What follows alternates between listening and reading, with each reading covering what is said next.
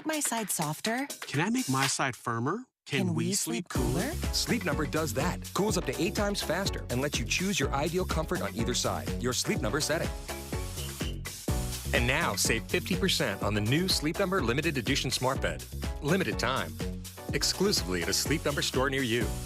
Learn more at sleepnumber.com.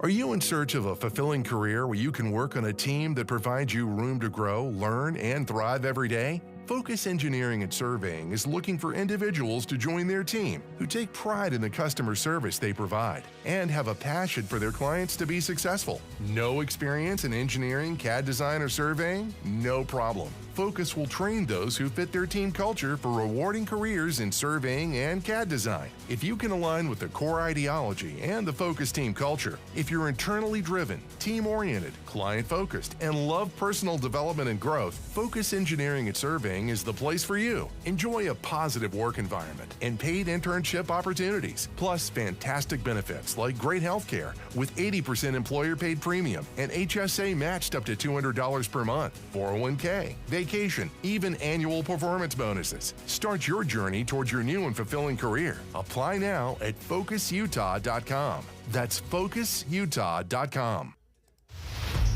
Traffic and weather together, brought to you by Mountain America's limited time balance transfer bonus. Here's Ricky Meese. Right now we have a good drive on I-15 as well as the rest of the other valley freeways. No accidents, no delays. Our main secondary is also seeing a quiet drive. Teens can get up to $200 with a Teen Learn and Earn account.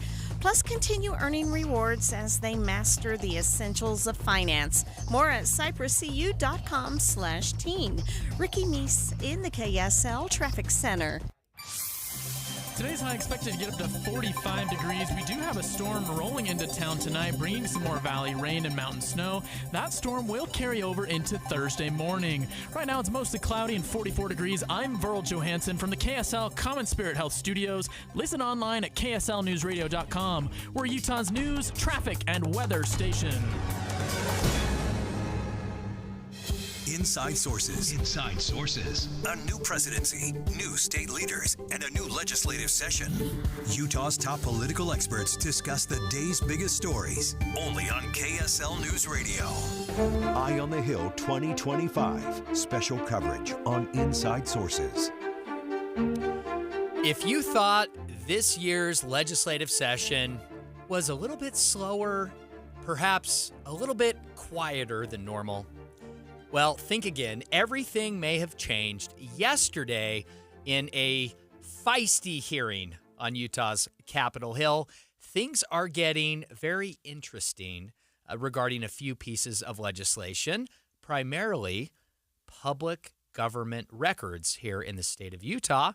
We are going to kick off today's KSL Inside Sources by talking about one grandma bill in particular that had a very robust conversation yesterday. Welcome to the show. I'm your host, Taylor Morgan, here with Aaron Ryder. Aaron, I cannot wait to get into this, and I'm so excited to be joined by none other than the sponsor of this bill, Senator Mike McKell. Senator, welcome to the program. Appreciate you taking a few minutes to join us. Know how busy you are. Tell us about Senate Bill 277. I watched the hearing in its entirety yesterday. A lot of good conversation, a lot of testimony from the public.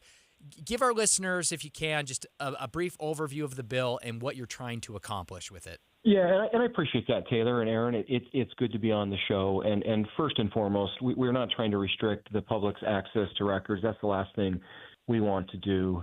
In the legislature, we've had several audits done over the last few years. And what we've learned is our process for public records is broken. And what I mean by broken, right now, when we looked at the data, you're supposed to have a hearing within 73 days. That is not happening. In less than 10% of cases over the last 5 years, that has happened. And that's really troubling to me. When we look at an appeal and a decision on appeal, it's taking 156 days. And I asked the question for my constituents, if my constituents went before this records committee to get records, what does that look like? And right now it looks like backlogs and delays. So we had a hearing. What I do in the bill is very simple. We use a director, which would be an attorney. I liken it to an administrative law judge to take these requests. Currently, we have a 7-member committee, and those are not.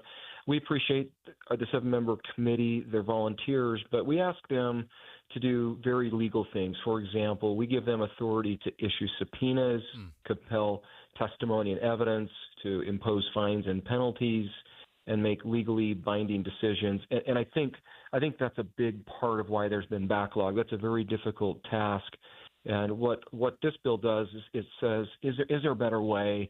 And what I think is having a records director, somebody with legal training, can move that process forward, speed up the process. So that's what the legislature is considering right now. Unfortunately, the language, we were considering making changes to the balancing test. We took that language out. I think a lot of the comments in the committee were targeted towards that balancing test. I addressed that early on in the committee hearing, but I don't know that message got through. So the bill that I have doesn't address the balancing test. That'll remain intact. But we've got multiple audits, both from the legislature and the governor's office, that have identified a problem that we're trying to address. So thank you so much, Senator McKell. I have a couple of follow-up questions here for you. First, you mentioned the balancing test. I'm curious, what was the idea behind getting rid of the balancing test in the first place? Well, I'll tell you, I'm really uncomfortable with the balancing test with a volunteer committee. We have victims that do need to be protected, and what we've seen is there has been a chilling effect. And I am aware of cases that the media has asked me to share specific cases. I'm not willing to do that. I am very, very much aware of cases where there was an attempt to receive records, and that impacts both those that are accused and those victims. I had an attorney reach out to me just yesterday. He had records with confidentiality. Those records were going to be disclosed for his client, and he had to take that up to appeal to district court and protect confidentiality. There are times where the balancing test has just been applied inconsistently. And that's going to be addressed. Senator Pitcher is working on a bill, and she's going to address that policy. But for me, I'm focused entirely on the process in the bill that I'm running. Okay, so to be clear, and Senator, please jump in if I'm not describing this accurately, but I want to try to put this in a nutshell for our listeners. Your bill would essentially eliminate the State Records Committee and replace that committee with one attorney. That attorney would be appointed by the executive branch, by the governor, and confirmed by the Senate. Is that right? Yes, that's correct. And that attorney or that records director would have staff to help with the process. Okay. It wouldn't be, we think just one individual. That would become an office staff. It'd be a staffed office with an ability to process these record requests. And you pointed out that the current committee is made up of volunteers. Is that right? That is correct. And so maybe this is just my opinion, Aaron, but I think there's a lot of public misinformation or misperception about this bill. I think anytime the legislature touches grandma, I think there's a knee-jerk reaction to it. Personally, I see having a full-time attorney, one person over this process, to me seems a lot more efficient. As I like to say, no one has ever erected a statue to a committee because committees are highly inefficient. So I like this change, but Senator McKell, clearly, even though this bill passed with bipartisan support out of committee yesterday, I want to make sure we note that it wasn't just Republicans. It was also, Democratic senators supporting this bill getting to the next step. What do you think are the main points of misunderstanding around this bill and why perhaps some in the press and the public would still be opposed to it? I think there's just a fundamental misunderstanding. What we're trying to do is not hide records. I want records out in the public. The public has a right to records. The misunderstanding is what this language does. In states that use a records director, those states process records in most states in 2 to 3 weeks. We have a huge backlog. It's clearly not working. That's been verified by multiple audits. And there's this misunderstanding that we're trying to hide records. We're not. And when I look at it, I ask what would be in the best interest of my constituents. If I had a constituent that requested records, I would want my constituent to be able to go before a administrative law judge or director, somebody who is competent, somebody who consistently applied the law, and have that request heard in a very timely way. And that's what we're trying to accomplish. So a quick question on the backlog thing. We've talked about that a couple times here. If I understand correctly, the members of the committee currently are also appointed by the governor, have to get Senate confirmation. Yeah. But it seems like in the past there's been a shortage of members on the committee where nominees were maybe not getting through the confirmation process. So if that's accurate, could that have contributed to some of these delays? Yes, but let me address that, and I want to be really clear because there is a misperception here. In 2024, that was the case. There was a time frame where folks were not appointed to that committee, to the Records Committee. But when we look at the audit data from 2020 through 2023 shows a significant pattern. Again, statutorily, the guidance is cases will be heard within 73 days.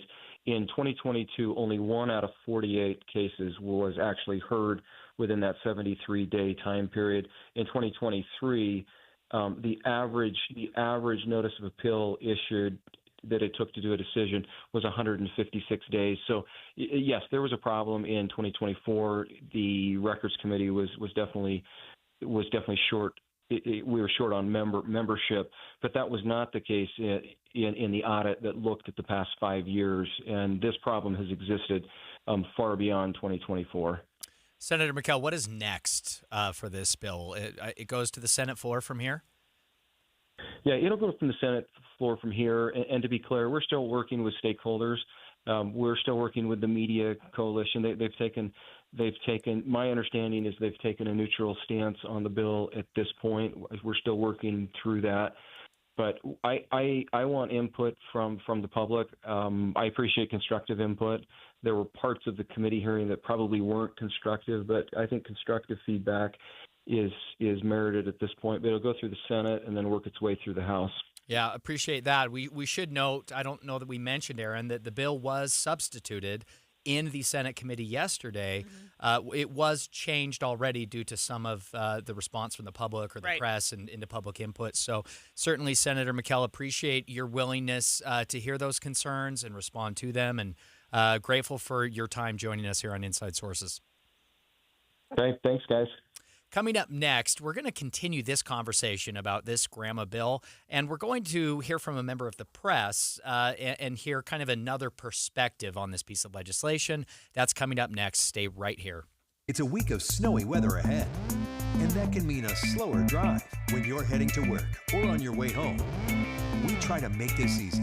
Get the latest traffic report and updated weather, one after the other. That's traffic and weather together every 10 minutes on the nines, mornings and afternoons on KSL News Radio. Most RV dealers are already calling it quits on show season pricing, but at Bish's, we're just getting warmed up. We've extended better than show pricing now through Saturday at Bish's RV of Salt Lake and American Fork. We're bringing you one more week of better than show pricing on our entire new and used inventory, not just a few select models. And we're not talking about just one lot of epic offers. Get better than show pricing at both Salt Lake and American Fork locations. Find pricing starting as low as $139 per month on approved credit and make 0 payments until May OAC. Plus, all remaining new 2024s are on clearance. You'll also get a free 1-year RV Fix membership with every RV purchase. Your fast track to RV service repairs. And Bish's is the only place to shop the full line of Wayfinder RVs. Start shopping the best deals now at Bish's.com/Utah RVs during the extended better than show pricing sale. Now through Saturday at Bish's RV in Salt Lake and American Fork, where memories begin.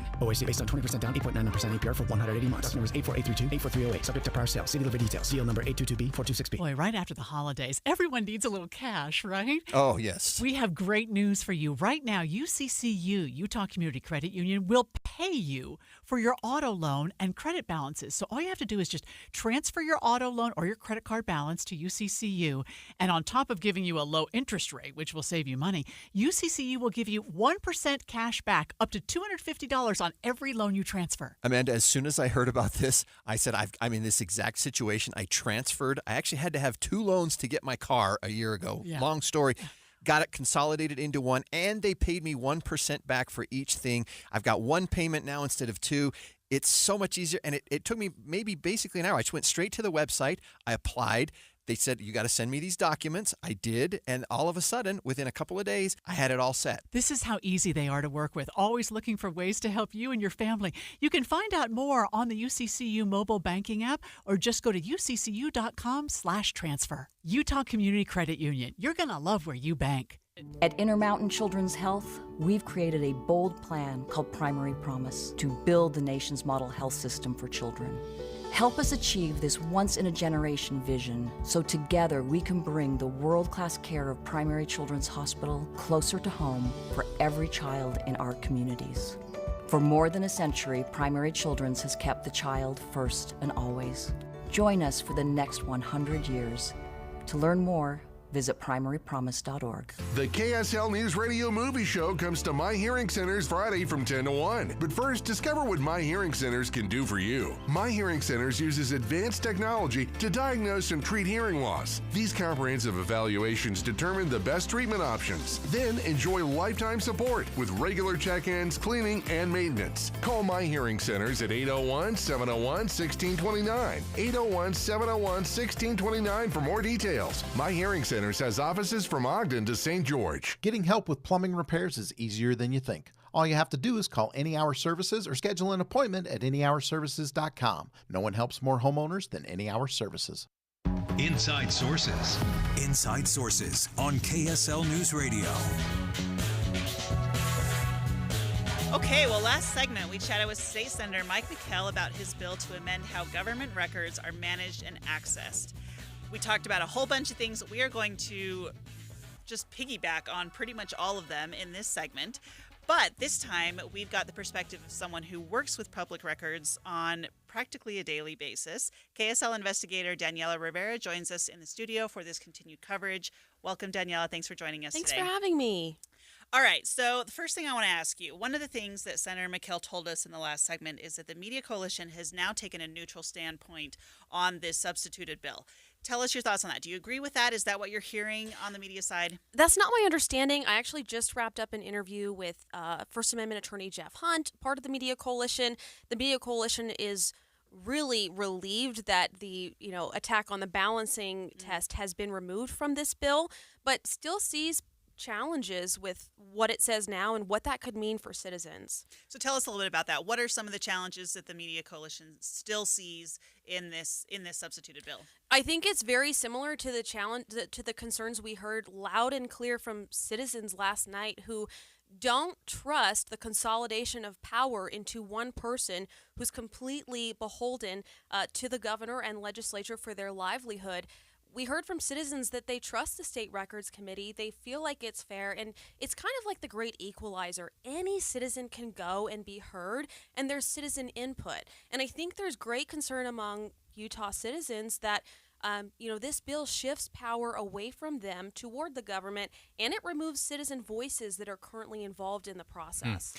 Now, currently, this volunteer committee, we know, according to the new audit by the legislature and by the governor's office, we know that this committee has not always been fully staffed over the years. And it's not just a new thing. This audit goes back a decade, right? We have not always filled the volunteer spots on this committee. It's been tough to find people qualified and willing to do this. So what about the argument that it could be more efficient to have one qualified attorney in this position making these decisions rather than a committee made up of volunteers who may not be as accountable in this role as maybe one full-time employee? It's absolutely fair to say that there have been delays with rulings from the SRC, and not just because of confirmation issues we had in the last couple months. There have been delays for years, but when you go back and you look at the number of appeals that they are receiving, they have increased by a huge amount. I mean, we're talking a couple years ago, each month you're getting appeals in the single digits.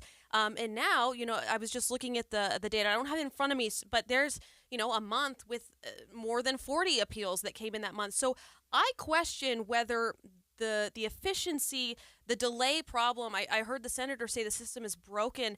I question whether we're looking at the right problem or just a symptom of the problem What is going on? Why are we seeing so many appeals? And does it have anything to do with the rate of denials that citizens are getting from government agencies? Interesting. But wouldn't that be an argument to change who is making the decision in the first place? Wouldn't it? If there's a backlog of these appeals, then why not have one attorney be the one making the decision? If we have trouble with appeals, couldn't this be an improvement upon the current system? So I think something that is been left out of the conversation that no one's really talking about, we're hearing about we need an attorney, we need someone with legal training.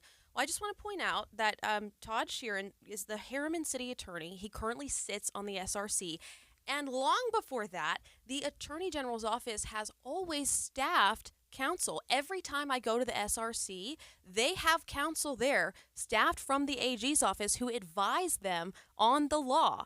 And so there are attorneys already involved in the process. I think what's also interesting about this bill is this records director, this person with legal training, who would be one person, they would have unlimited discretion to not hold a hearing and simply rule based on the paperwork. So I think holding these hearings and doing it out in the public and having a whole board of people bringing all these voices to the table, it does take more time. Yeah. And maybe it's not the most efficient way, but Utahns are telling us loud and clear that's the process that they trust, and that's the process that they feel is less susceptible to corruption. So Daniela, is there something, we talked about the backlog, we've talked about the fact, I think there's no question that there is a backlog of appeals going before the SRC there, and so we're having a longer and longer process before we can even get decisions.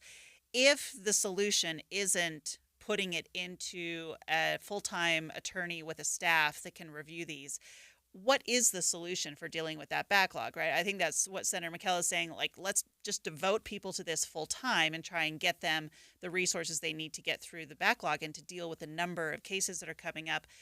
So if we don't like that, right, if we want to stick with the committee, how do you then address the backlog? I think there's a lot of factors that could help with the backlog. I think starting from maybe the beginning of where are these appeals coming from? Do we have records officers and do we have government agencies across the state trained on the law and not denying access to records for frivolous reasons or for wrong reasons that then brings all these appeals in? I also know that the SRC is currently meeting multiple times a month. They're not just meeting once a month. They're meeting multiple times to try to get caught up on the current backlog and timely appointments. It's not fair to say that the legislature drug its feet on these appointments and that's why we have a backlog. We had a backlog before that, but untimely appointments don't help with that, right? Yeah. We had 4 months where it just got worse. So I think there's a multi-layered approach to fixing the issue, but I don't think we can ignore the fact that we are seeing a huge increase in appeals. So yeah, it's going to take longer for the SRC to work through those.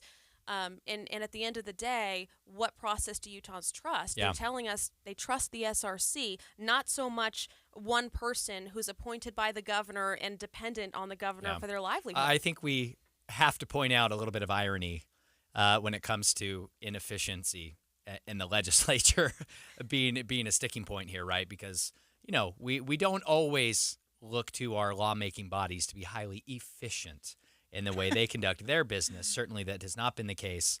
But that said, Daniela, I want to ask you, we're speaking with KSL investigator Daniela Rivera about Senate Bill 277. This is a bill dealing with grandma. Had a feisty hearing in the Senate yesterday. It will advance to the Senate floor. Daniela, I want to cut to the chase here. You were the tip of the spear, leading the charge to get access to former Attorney General Sean Reyes' calendar. How much of this is a response to the Utah media's victory, essentially, in getting access to his calendar? I'm not in the rooms where these decisions are being made and decisions on what legislation to file are being made. If you so had I to don't speculate. know. Well, I know that the legislature didn't like the State Records Committee's decision, but I think it's important to point out that when the AG's office sued us in court to not have to release that calendar, a judge reviewed the case and sided with the SRC. And as a matter of fact, we're hearing from the Media Coalition that 98% of the time, the State Records Committee's decisions are not reversed by the courts, who are well trained in the law. So there's been this consistency issue, but I would love for the sponsor to point to a certain case or give us an example of records that have been released when they shouldn't have. I know he said that, some of these things deal with victims. Well, I specialize in reporting on criminal justice issues and sexual violence, and I can tell you there are men sitting in prison right now because I was able to get access to records showing that there were delays and the justice system was not responding appropriately to put predators away. Interesting. Now, Danielle, I understand that I think you come from Alaska. Is that correct? I do. I was most recently in Alaska before coming to Utah. So I'm curious, what do other states do when it comes to things like open records requests? Yeah, well, I'll tell you, the SRC is unique to me. I'll speak only to my experience. I reported in Texas, Alaska, and now Utah. And in the other 2 states I worked in, you can appeal a denial to a higher person. Sometimes, I think in Texas it was the AG. And if you get that second denial, your options after that are to go to court. And most people, and actually most media agencies, don't have the funds to be fighting the government in court. And so that's really the wonderful thing about the SRC is that the average citizen can go and have another neutral party weigh in on their appeal. People who may not have the means. I mean, think of who you know. Who in your life do you know who has tens of thousands of dollars to spend on fighting the government for records? Yeah. Not a lot of us. Yeah. No way. No way. All right. Well, KSL investigator Daniela Rivera, thank you so much for joining us in studio today. Thanks for having me. Yeah, thank you. Next segment, when Inside Sources returns, we've now heard from both sides of the argument, so we are going to discuss it ourselves. Thoughts and analysis coming up next. Good afternoon. It's 1:30 at KSL News Radio. I'm Maria Chaleos. KSL's top local story. A Utah Senate committee has voted to table a bill that would end daylight saving time in Utah and instead observe Mountain Standard Time year-round. The vote came after several public commenters in various professions voiced concern with reducing daylight in the evening. Ryan Peterson with Utah Gulf Alliance says eliminating daylight saving would cost their industry a lot of money. We are a fairly significant economic engine in the state of Utah, and eliminating an hour in the evenings is not just, we can't just look at start times. Golf takes a while to play. Those who spoke in favor of the bill included parents, including those who have neurodiverse children, who say changing the clocks can wreck sleep habits for weeks. Our top national story from ABC News. Ukrainian President Volodymyr Zelensky is punching back against comments by President Trump claiming Ukraine started the war with Russia. ABC News White House correspondent Karen Travers with the latest from the Trump administration. Vice President Vance on Wednesday echoed President Trump's criticisms of President Zelensky, telling the Daily Mail that the Ukrainian leader, quote, bad-mouthing Trump is, quote, an atrocious way to deal with his administration. Meanwhile, Trump's former Vice President Mike Pence called out the president's comments about Ukraine. Pence writing on social media, quote, Mr. President, Ukraine did not start this war. Russia launched an unprovoked and brutal invasion, claiming hundreds of thousands of lives. The road to peace must be built on the truth. Karen Travers, ABC News, the White House. Taking a look at your money at this moment, the Dow is up by 19 points, sitting at 44,578. S&P, it's up by 10. The NASDAQ, though, in negative territory, down by about 5 points. Coming up, more storms are on the way. We'll check KSL weather next. KSL News Time, 1:31. A reminder about the simplest way to get updated for your day. Hit your KSL preset when you jump in the car, and we'll take care of the rest. Hear key news updates and traffic reports. Andy and Amanda from 5 to 9 in your car. KSL News Radio at 102.7 FM. Why choose a Sleep Number smart bed? Can I make my side softer? Can I make my side firmer? Can we sleep cooler? Sleep Number does that. Cools up to 8 times faster and lets you choose your ideal comfort on either side. Your Sleep Number setting. And now, save 50% on the new Sleep Number Limited Edition Smart Bed. Limited time. Exclusively at a Sleep Number store near you. Learn more at sleepnumber.com.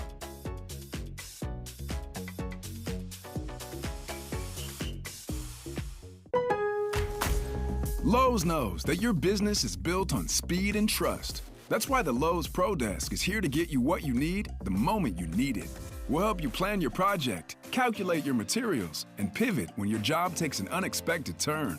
And with our Pro-only checkout and dedicated Pro parking, you have what you need to tackle your job and be back on the job in no time.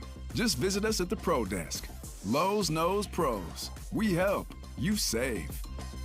Nicotine addiction. I didn't think it could happen to one of my kids. Till it did. Just takes a single puff of a fruity flavored vape. Kids experiment. The candy flavors make it easy to get them hooked. And the devices? They look like USB sticks, pencils, pens, even toys. Vape pens, hiding in plain sight. Even the federal government banned flavored vapes to protect kids. Last year, Utah did too. But now, $1 million worth of lobbyists are loose on Utah's Capitol Hill. Big Vape wants to buy their way back in to hooking Utah's kids with high-nicotine, candy-flavored vapes. We can't even guess the long-term harm. Don't let Big Vape win. Visit prosperousutah.org to contact your legislator today. Tell them to keep flavored vapes away from our kids. Don't listen to the lies. Flavored vapes are not child's play. Paid for by Utah Prosperous Communities. For 70 years, we've been known as the Humane Society of the United States. But as the challenges animals face have grown, so have we. We are now called Humane World for Animals. And with you on our side, we are going to end animal cruelty around the globe. Join us. Humane World for Animals. The end of animal cruelty.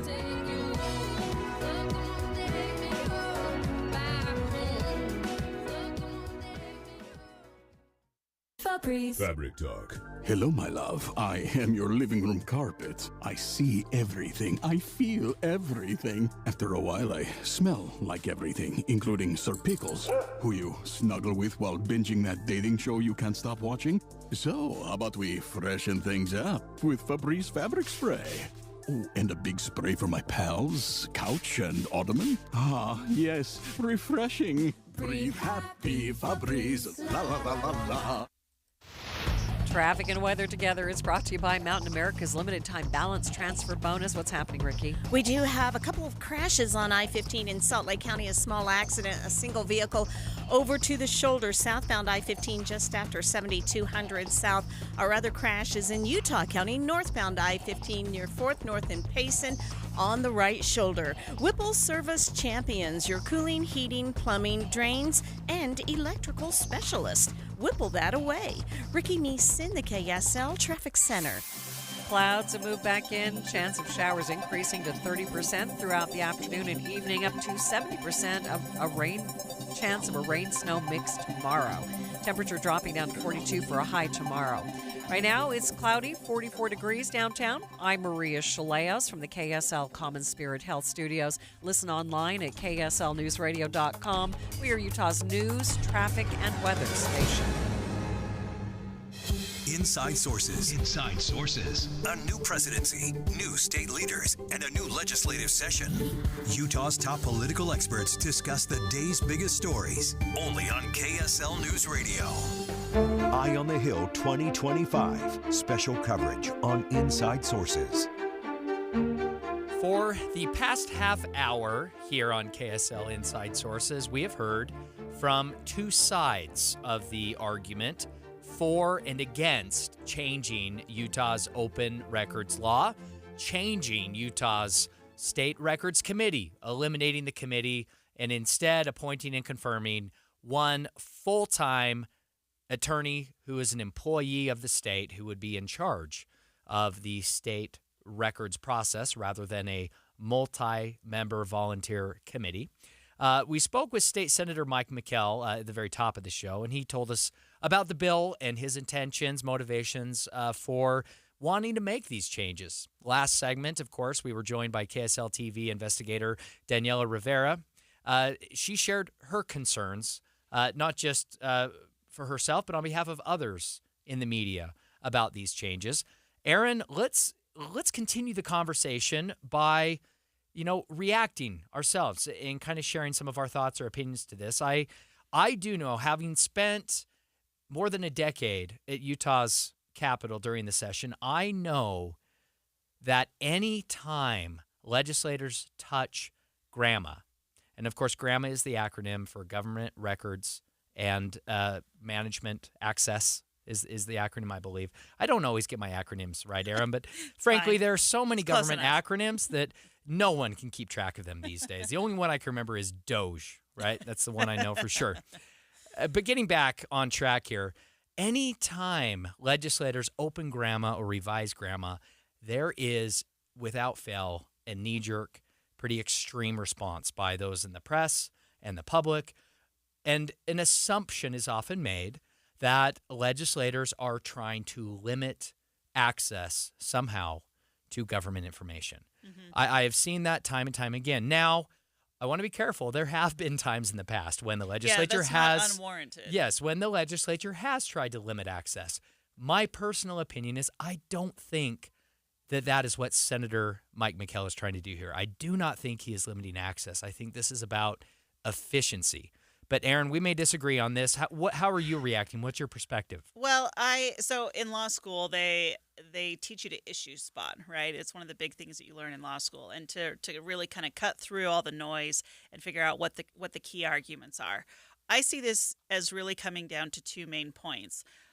On the first hand, and I think what Senator McKell is trying to address is the issue of the backlog, right? We have all of these requests. We have all these appeals that are coming up to the SRC. We're not getting through these adequately or efficiently enough, fast enough. We've got to find another way to do it because the committee itself is just not working the way that it used to work. So I see that as being one big issue.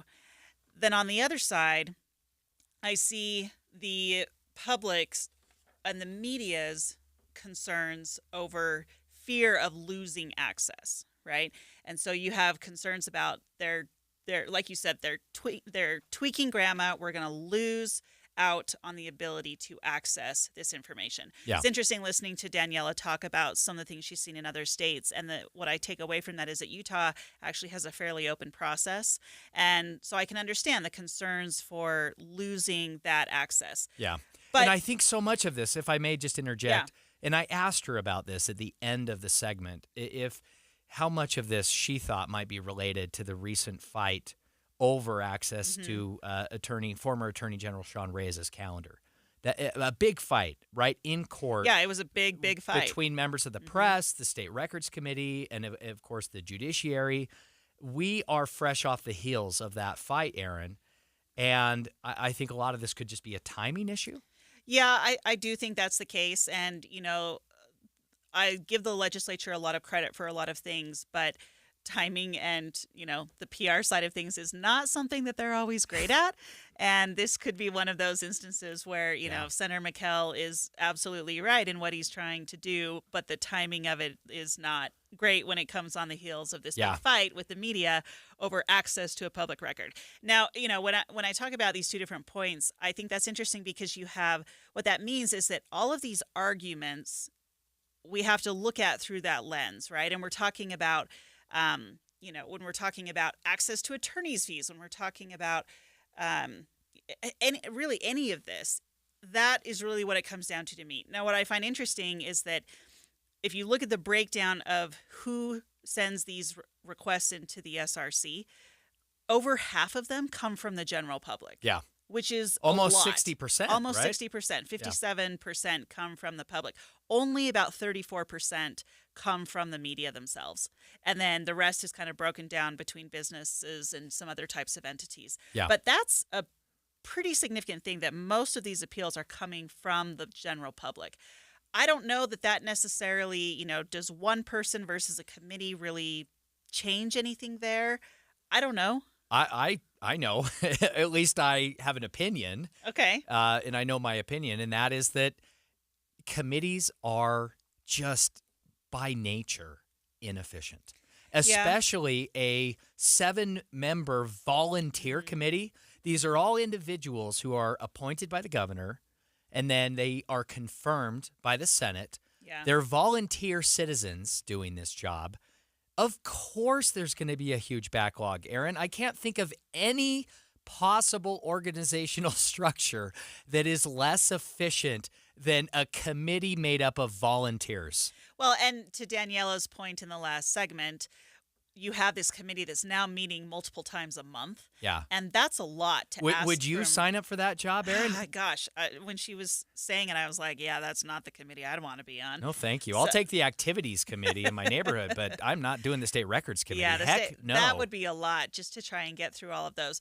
But I also think, and perhaps this is really what this comes down to for me, if Senator McKell is sincere about the reasons for bringing this bill, then I also think it's incumbent on the legislature to be very clear and to maybe go out of their way a little bit to show that they're not actually going to pull back on access to records. I think you're absolutely right. I agree with that completely, Aaron. I do think that there is an optics and a timing issue here. And, in fairness to our legislators, they're only in session for 45 days a year. Mm-hmm. They can only pass or change Utah laws for 45 days a year. Yeah. And come this time, 2026, Aaron, there will be other issues. And so, yes, the timing is politically awkward and uncomfortable. And, of course, the press are going to make some assumptions about what is being done here. But really, the legislature needs to deal with this issue right now when they have an opportunity to do so. I do want to credit Senator Mike McKell for updating the bill, for substituting the bill to make some changes to respond to some of the input here. And I think that also shows why it's really important that people engage in this process.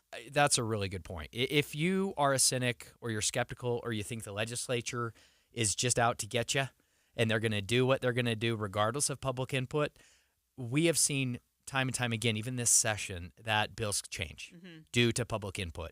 Whether you agree with Aaron or me or with Daniela or with Senator McKell, if you have an opinion on this bill and on grandma, then make your voice heard. Yeah. Go to le.utah.gov, find your legislator, and weigh in on this bill because it is coming up for a full vote of the Senate here pretty soon. Yeah. Yeah. Great conversation, Aaron. Really appreciate it. We are going to transition and pivot a little bit to Donald Trump's promises in regard to expanding access to IVF. That's after the break. I'm Rod with the Save Right team at Realty Path. I also own Save Right Mortgage. When building this new and disruptive business model, my attorney said, quote, "You'll rock the boat and make your competitors mad. There's no way they can compete with the value Save Right offers home buyers." She's right.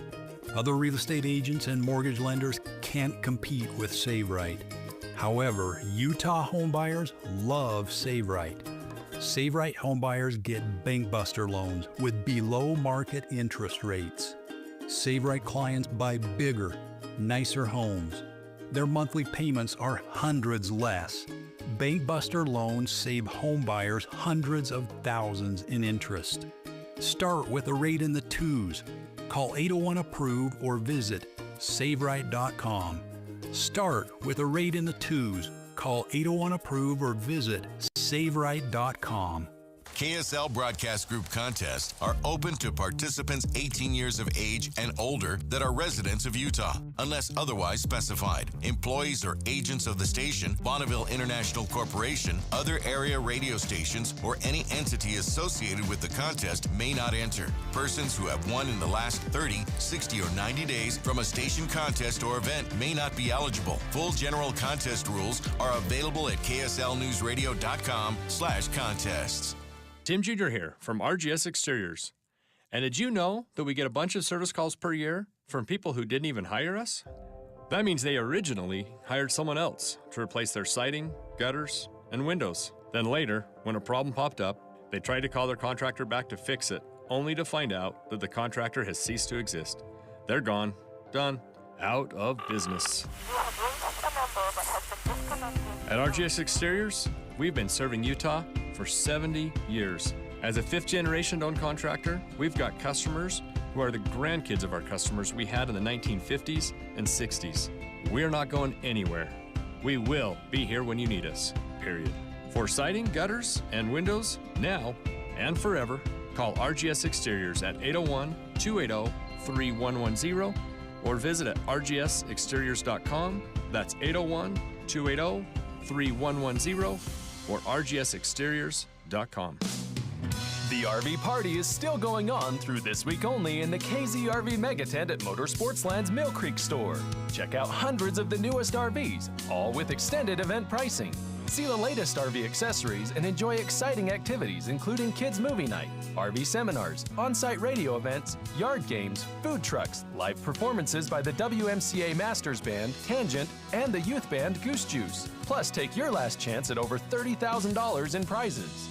Event sponsors include KZRV, Owned by Cummins, Suburban RV Appliances, Lion Energy, Lippert, Utah Big Game Outfitters, Equalizer, and many more. Free admission, free seminars, and free activities. Check out motorsportsland.com for details. Adventure awaits at Motorsportsland's Megatent RV event through this week only. Let Motorsportsland help you get away. 4001 South State. This is the story of the one who, as a maintenance specialist for a historic high-rise, knows that vintage charm historically needs constant attention. Which is why when it's time to upgrade turn-of-the-century mechanicals, they turn to Grainger. With easy access to 1 million-plus products and the scale to deliver when and where you need them. The right tools and supplies are never far away.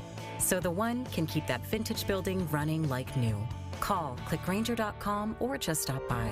Grainger, for the ones who get it done. Febreze. It's a classic odor tale. You fried fish for dinner, cleaned up, but the smell is still in the house. And the neighbors are coming over for game night. They're on their way. And then you spray Febreze Air Mist. Febreze Air starts working instantly to fight even your toughest odors, so you go from fish to fresh like that. Now all you have to worry about is Pam cheating at charades. Breathe happy, Febreze. La la la la la. Your little one deserves a big welcome. From before the baby bump to baby in your arms, Common Spirit Health OBGYN physicians and certified nurse midwives are here for the labor, the love, and every moment in between. We specialize in prenatal, pregnancy, childbirth, and postpartum care to help you navigate this journey with confidence and joy.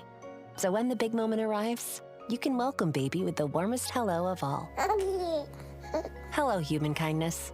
mountain.commonspirit.org. Any Hour Services can help you make sure your furnace keeps you warm this winter. Whether you need a tune-up, a repair, or a second opinion about replacing it, call Any Hour Services or visit anyhourservices.com. Inside Sources on KSL News Radio. Saying he's fulfilling a campaign promise, President Donald Trump has signed a new executive order to expand access to and reduce the costs associated with in vitro fertilization, or IVF. This is really interesting. This is a topic I have lots of thoughts about, actually. Yeah. And but before we get into it, let's hear a quick clip from ABC's Mary Alice Parks, who talks about the ideological split among Republicans over IVF. In this last year, we also had bills come up on Capitol Hill. Democrats brought bills that tried to cement and codify protections around IVF and fertility treatments, and many Republicans voted against those. There is an ideological split in the Republican Party about when life begins, when protection of life begins, what the law should look like around protecting embryos even outside a fetus. And so this will no doubt continue to be a discussion, especially if the White House pursues specific policies beyond just asking for policy recommendations to try to lower costs. All right. So today, President Trump made some comments about this. Right before he did, Press Secretary Caroline Leavitt came out, said, and posted a something on X. It said, "Promises made, promises kept. President Trump just signed an executive order to expand access to IVF. The order directs..." With the baby emoji. With the baby emoji. Can't leave out the emoji. Yes. Yeah. The order directs policy recommendations to protect IVF access and aggressively reduce out-of-pocket and health plan costs for such treatments. Okay. All right. So, Taylor, you and I are both Republicans. There's an interesting discussion happening right now within the Republican Party around IVF. But do you think this is an example of President Trump keeping his campaign promises? Well, in a way, yes. I think I would like to temper Caroline Leavitt's statement on X earlier. I think that what President Donald Trump has done is he has signed this executive order essentially calling for recommendations, right? This is essentially, Aaron, a study, right? President Trump has signed this order calling for a study of the costs of IVF and ways that IVF could potentially be less expensive or more accessible. So, yes, on one hand, he is fulfilling that promise, but on the other, let's not give him too much credit quite yet. Is that fair? I guess that's fair, but I will say this, as the woman in the conversation, I suppose, it's a known thing that the emphasis and the effort that looks into any sort of medical issues, particularly women's health issues, anything like that, it's just we're so far behind the mark on all of those issues. So to see any sort of elected official, let alone the president of the United States, say, we're going to really look into something like IVF. We're going to look into how to potentially reduce the cost. We're going to look into how to protect it and make sure that, IVF doesn't go anywhere and actually becomes more accessible. To me, that's a huge, huge deal. I mean, I have a lot of friends that have gone through the IVF process. I know a lot of people who have, and it's hard. It's expensive, right? Yeah. I'll just put it out there. I mean, my wife and I have done IVF multiple rounds, and Aaron, it was far more expensive than any student debt I took on. It was tens of thousands of dollars over multiple cycles, incredibly expensive. At one point, we were quite young and had to borrow a significant amount of money in order to pay for that. And, it was worth it. I love my second child so far. He's a good kid. We'll see. So far, the investment was well worth it. But no, it is incredibly expensive, especially for those younger Americans who are more commonly at the age, right, when they're doing fertility treatments. Yeah. What I think is most surprising about this, and where perhaps, going to your point, I think it is fair to give President Trump more credit for this, is this is especially perhaps significant given Donald Trump's ties to organizations that are very anti-fertility treatment. So, given his very conservative base, organizations, prominent individuals that have actively opposed fertility treatments, this is significant, right? I do want to call that out. And according to a great quote from Barbara Kalura, president and CEO of Resolve, the National Infertility Association, she said that, quote, "Here's the thing, we've been doing this a really long time. We have all the policy recommendations. Quite honestly, a few hours with us, I think they'll have this done in 30 days. It's not going to take 90 days. Again, that was a quote from Barbara Kalura, president and CEO of the National Infertility Association. So, Aaron, significant step by President Trump on infertility treatment today. And a little bit of a break from his base. I want to touch on that really quickly because you look at the discussions around abortion in the post-Roe world. You look at things like the Alabama Supreme Court that ruled last year that frozen embryos should be legally defined as children, which means that any sort of destruction of those embryos could actually constitute criminal charges. Yeah. I mean, Trump came out after that and said, no. In fact, I think his exact statement was the Republican Party should always be on the side of the miracle of life. And so I appreciate that in this moment where something like, if we really want to be, I've said this for a long time, if we really, we need to be more than just pro-birth. We need to make sure that we're looking at the entire pipeline of this. And for families who are trying to have children who rely on something like IVF, why are we penalizing that process by pulling away from it?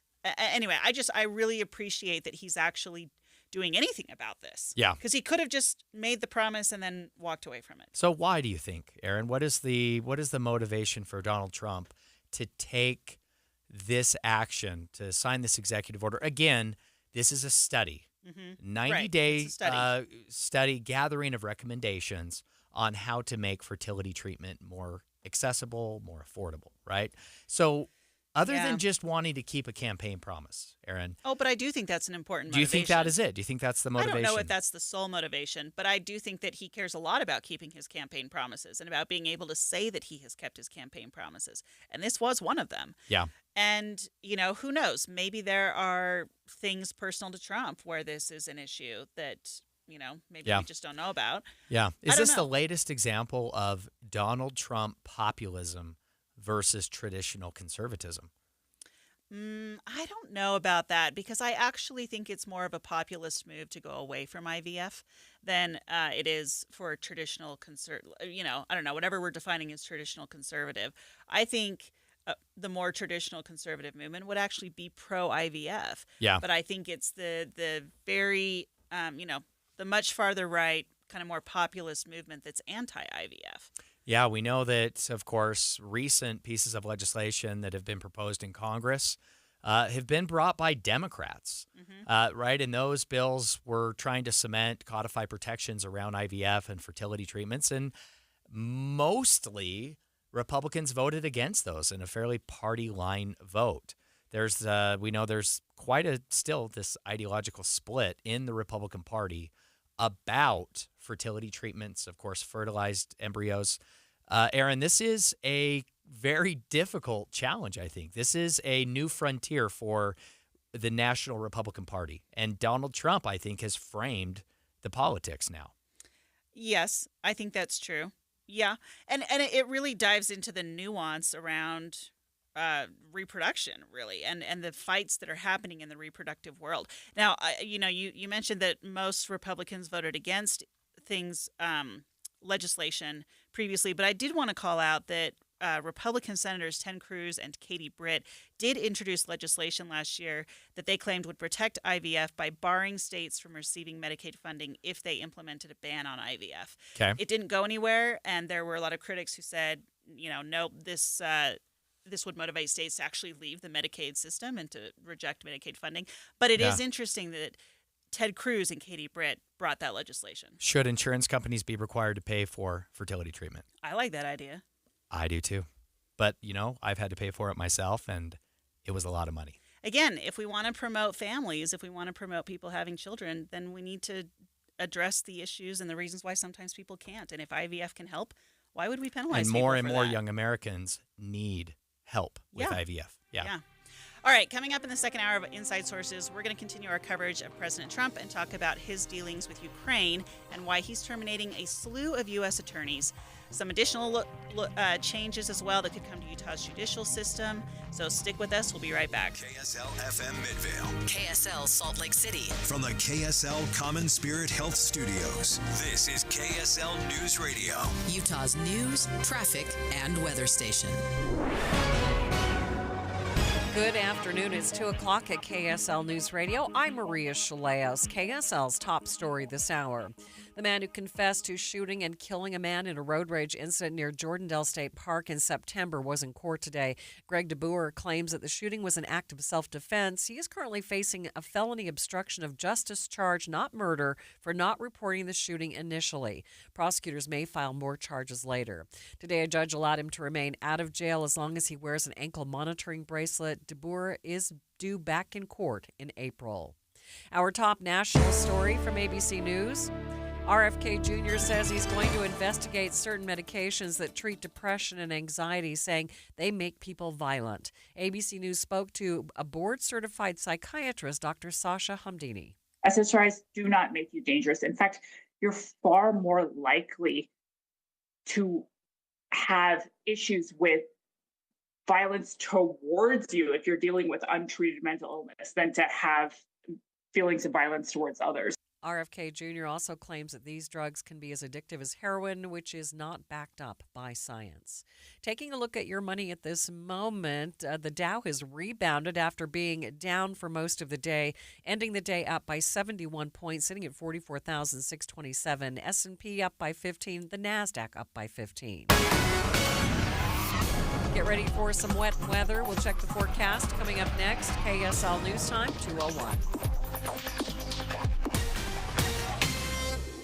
The sources where we get our news matters. When you listen to Utah's Morning News, we want you to feel the stories are important to you and trustworthy. This is Amanda Dixon. And I'm Andy Farnsworth. Join us weekday mornings on KSL News Radio. Transform your old, outdated kitchen with Half Price Granite. For a limited time, Half Price Granite is offering special pricing starting at $25 per square foot installed. That's lower than most big box stores. These prices are some of the lowest around. Granite, quartz, marble, and quartzite, all starting at $25 per square foot installed. Call 801-486-1700 or visit halfpricegranite.com. Half Price Granite, affordable luxury. Oh, could this vintage store be any cuter? Right? And the best part? They accept Discover. Accept Discover? In a little place like this? I don't think so, Jennifer. Oh, yeah, huh? Discover's accepted where I like to shop. Come on, baby, get with the times. Right, so we shouldn't get the parachute pants? These are making a comeback. I think. Discover is accepted at 99% of places that take credit cards nationwide. Based on the February 2024 Nielsen report. Drivers who switch and save with Progressive could save hundreds. With that kind of money, you could go big time. and switch to the expensive shampoo with amino acids. Sure, you don't know what those are or why you need them, but it sounds very impressive. And if you switch and save hundreds, you can massage it into your scalp every day. Now, if only you can get people to lean toward your head to smell those aminos. Switch to Progressive and you could save big time. For shampoo, Progressive Casualty Insurance Company and affiliates, not available in all states. Potential savings will vary. In 2024, dating is a disaster. We've been ghosted, breadcrumbed, stuck in situationships. Hi, I'm Debbie. I'm Caitlin. Welcome to our new podcast, Dating at Her Age. Dating has been so dicey for us, we asked KSL, can we launch an all-new podcast about it? People use these dating apps. You're not really dating when you're on the dating app. Dating at Her Age, brought to you by Mountain Home Services. A new episode drops every Thursday on KSLNewsRadio.com. Transform your living space with Zerorez, where cleaner carpets mean a healthier home. Right now, get 3 rooms of carpet cleaned for only $109. And if you mention KSL News Radio, enjoy a hallway clean for free. Zerorez uses patented technology that cleans without harsh chemicals, ensuring your carpets stay fresh and safe for kids and pets.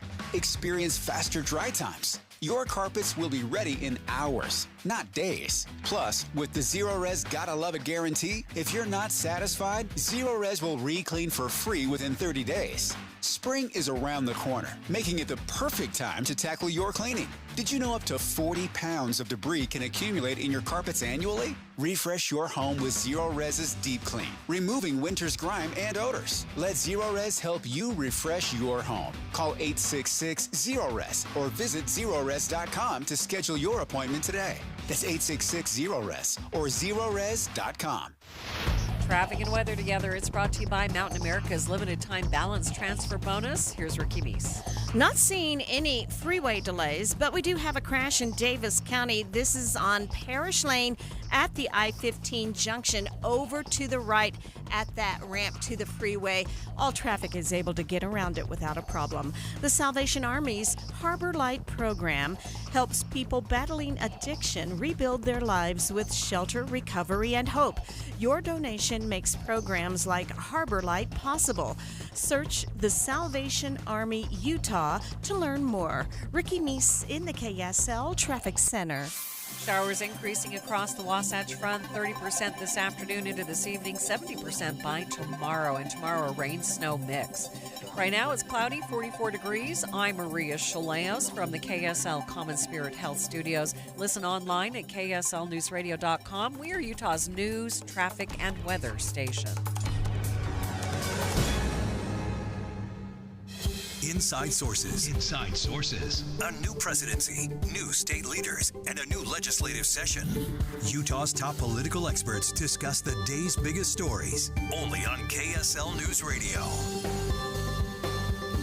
Ukrainian President Volodymyr Zelensky is pushing back on President Donald Trump today after Trump claimed that Ukraine started the war with Russia. Zelensky responded, saying that President Trump is living in a Russian, quote, disinformation space. Welcome to KSL Inside Sources. This is Taylor Morgan here with Aaron Ryder. Aaron, things are heating up, perhaps in a different way. That's a bad.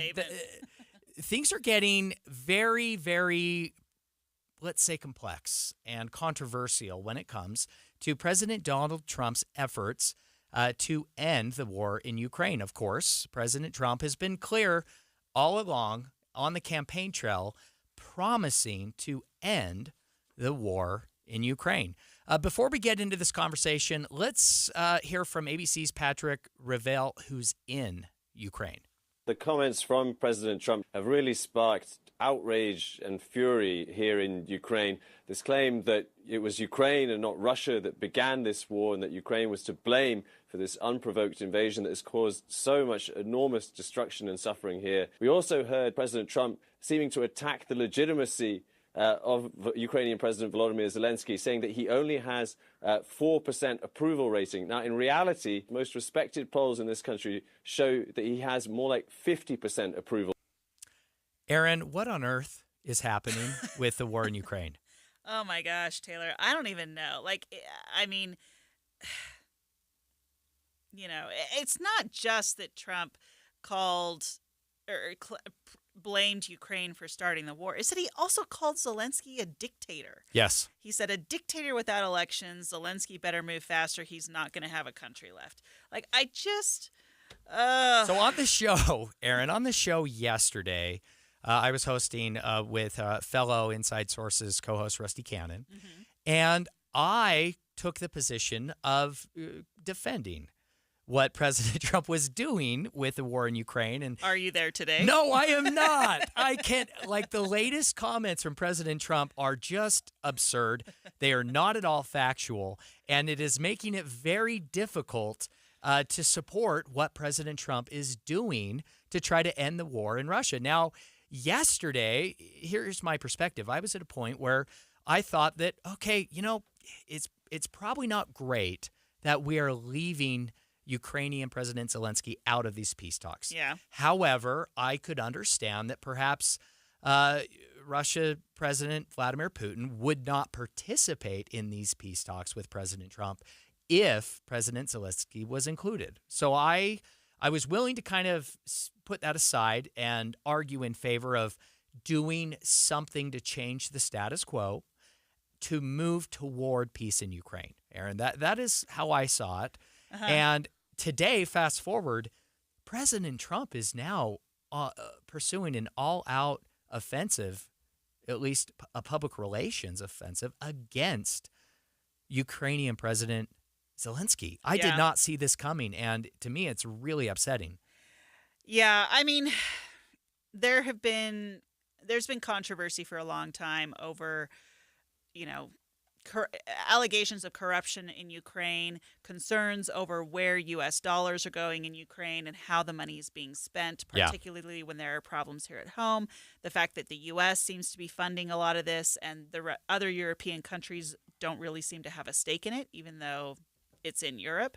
There are all sorts of issues like that on the table that I think are fair to discuss and fair to look at, particularly when it comes to taxpayer dollars that are going across the ocean to help in a war that we're not part of. Yeah. I have no problem wanting accountability, wanting transparency over how that process works.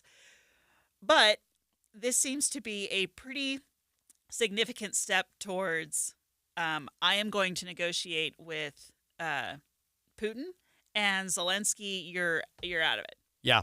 We don't care about you. You are a dictator. I'm sorry. That's just so wild. It's to me. one thing to be very practical when you're talking to, when you're saying things like, well, Ukraine shouldn't expect to get all of its territory back, right? I mean, that seems... Yeah, there's a practicality. And Crimea has been debated, and there's a lot of controversy even within Crimea. So, okay. Right. Okay. So those are kind of practical geographical concerns that are controversial. And of course, Zelensky has been on record in the past saying clearly that they will not stop fighting until they regain every inch of territory lost to Russia in this war. And so that is controversial enough. But then for President Donald Trump to post on X today that calling President Zelensky a modestly successful comedian, like personally attacking the president of Ukraine while he is leaving him out of these peace talks with Russia. To me, it seems to me, Aaron, that President Donald Trump is fully taking the side, personally, strategically, politically, whatever you want to call it. He is essentially on the same team as Vladimir Putin and is not interested in defending Ukrainians' position or interest in these negotiations. And, I mean, we have spent hundreds of millions of dollars, billions. We spent hundreds of billions. Hundreds of billions of dollars of U.S. taxpayer money. Yeah. Supporting Ukraine in this war. And now the president of the United States is going to call the president of Ukraine a modestly successful comedian and a dictator. Aaron, I don't know what to do with this situation. Yeah, I mean, at the end of the day, the only way this gets resolved is if Zelensky and Putin agree to a resolution. Otherwise, they're going to keep fighting until who knows when, right? But those two sides have to be in agreement or this war doesn't end. Yeah. That's just how it goes, right? Okay, so is Donald Trump playing his 4D chess, whatever you call it, right? Is Donald Trump outthinking everybody here, trying to just convince Vladimir Putin that they're friends in an attempt to end the war in a way that will give President Trump influence with Putin that would actually benefit Ukraine in the end? Am I giving him way too much credit here? Okay, I just had to put it out there. I think that's way too complicated. I mean, maybe, but the strategy, like you said, the 4D chess that you'd have to play to even get yourself there. Yeah. Because right now, I mean, what's Zelensky doing, right? Zelensky's furious, and he's responding like, no. Now, what happens if the U.S. pulls away entirely from Ukraine? Do any other European countries step up to support Ukraine at that point? Or is Ukraine entirely on its own? Does this force a resolution because it forces Ukraine into a corner? It isolates Ukraine, It essentially. does. It isolates. If this is a cafeteria, I mean, it's clear that President Zelensky is nowhere near the cool kids table. Yeah. Right? Donald Trump and Vladimir Putin are not going to eat lunch with him. I don't know, Aaron. Maybe in the end, if the U.S. can help influence some kind of an end to this war in Ukraine that is acceptable to Ukraine, perhaps we may get to a day when we'll look back and give President Trump some credit for this. But today, right now, it does not look good. Well, and to have the other party in this be Putin, Vladimir Putin. I mean, when we're calling Zelensky may be an imperfect ruler and leader in 1,000 ways, but when we're calling Zelensky the dictator, the guy who is unwilling to have elections, Trump says he refuses to have elections. He's very low in Ukrainian polls. The only thing he was good at was playing Biden like a fiddle. I mean, if we're going there with Zelensky, we're not going to go there with Putin. Maybe if you want to be the bigger bully, Aaron, you have to out-bully the biggest bully. I don't know. Gosh. Maybe that's what President Trump is up to. A very solid foreign policy standpoint. Well, we will see, of course, a developing story that we will track here on KSL Inside Sources. Coming up after the break, more attacks on the Department of Justice, or is it just your run-of-the-mill house cleaning? Technical changes being pushed by a new administration. What is happening when it comes to checks and balances between the executive branch and the judiciary? Coming up next here on Inside Sources. It's a week of snowy weather ahead, and that can mean a slower drive when you're heading to work or on your way home. We try to make this easy. Get the latest traffic report and updated weather, one after the other. That's traffic and weather together every 10 minutes on the 9s, mornings and afternoons on KSL News Radio.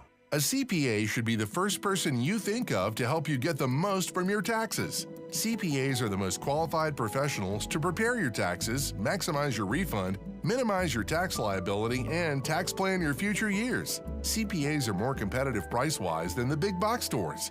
Along with extensive tax expertise, CPAs also provide personal financial planning, business growth strategies, and general accounting services. Your CPA can make valuable tax-saving suggestions that a software program can't anticipate. For 100 years, the Utah Association of CPAs has served the professional community as the go-to resource for education, training, and advocacy as trusted advisors. They want you to get the best when it comes to your financial health. Hire a CPA and get the best. Go to uacpa.org to find a CPA that's right for you. That's uacpa.org. Proud sponsor of the Money Making Sense podcast with Heather Kelly. Download wherever you listen to podcasts. Why choose a Sleep Number smart bed? Can I make my side softer? Can I make my side firmer? Can we sleep cooler? Sleep Number does that. Cools up to 8 times faster and lets you choose your ideal comfort on either side. Your Sleep Number setting. And now save 50% on the new Sleep Number limited edition smart bed. Limited time. Exclusively at a Sleep Number store near you. Learn more at sleepnumber.com.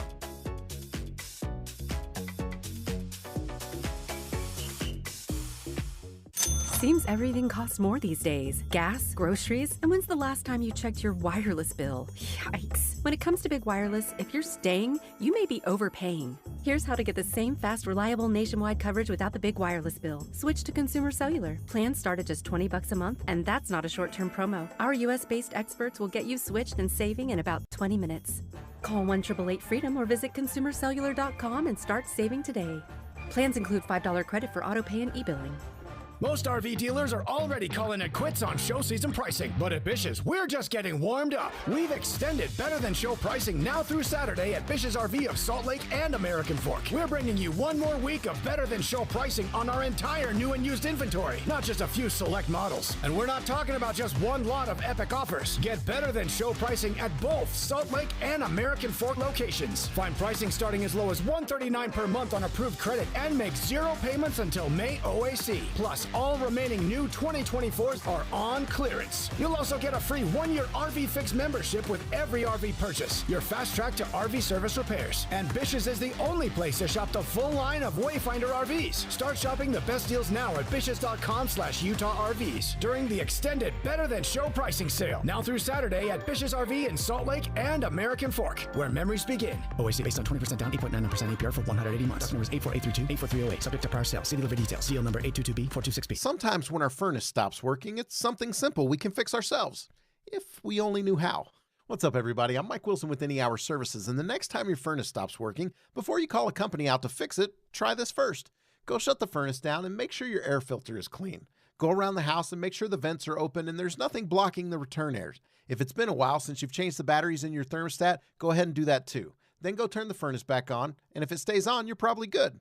If it stops working again, you're probably going to want a technician to check it out. If you don't know one, Any Hour Services has a special offer for any homeowners listening. One of our HVAC technicians will diagnose and troubleshoot your furnace for only $29. Then they'll explain what they found and present you with repair options. And don't worry, our technicians service all brands. Call Any Hour Services and let them know you heard about this $29 troubleshooting special on the radio.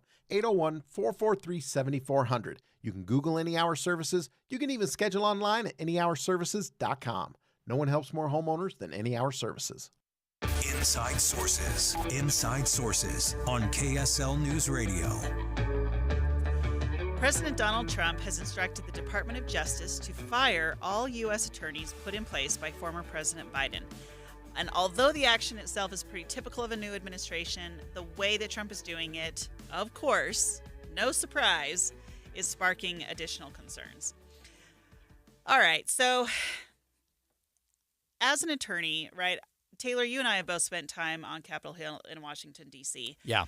I think I've shared this before on the show. When I was on the Senate Finance Committee, I remember speaking to some of the attorneys. I was on the tax subcommittee and saying to them, what happens if, Orrin Hatch is no longer the chair of the committee? What happens if the Democrats take over the Senate?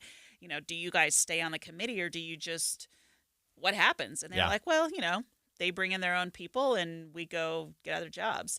And that was just sort of a given. It was just sort of how. Yeah, that's right. It's the same thing when I worked on the Hill for Congress. I was on a committee and the majority was controlled by whatever party had the majority in the U.S. House. And I'll tell you what, Aaron, I at the time was a Republican working for a Democratic majority committee as a professional staffer. I don't remember exactly how that happened. Yeah. I'm grateful that I had that opportunity, that for some reason my own political affiliation didn't get in the way of an incredible opportunity. So I want to give a lot of credit to the senior staff, those Democratic staffers that hired me, that worked with me. So I don't think my personal politics ever came into play in that job, so to speak. But I do clearly recall how personal it was when it came to politics and political campaigns, because these people's day-to-day, their jobs were directly impacted by whoever won the White House, whoever had the majority in the U.S. House. It was a big deal. And I remember when Democrats lost the majority in the U.S. House while I was working there, we had to move to the basement to terrible offices, a lot smaller. And, of course, that had a big factor in it. So, yes, these things are very difficult. Politics becomes very personal, especially when we're talking Washington, D.C., people's livelihoods, their careers. And I'm very sympathetic and empathetic to all of that.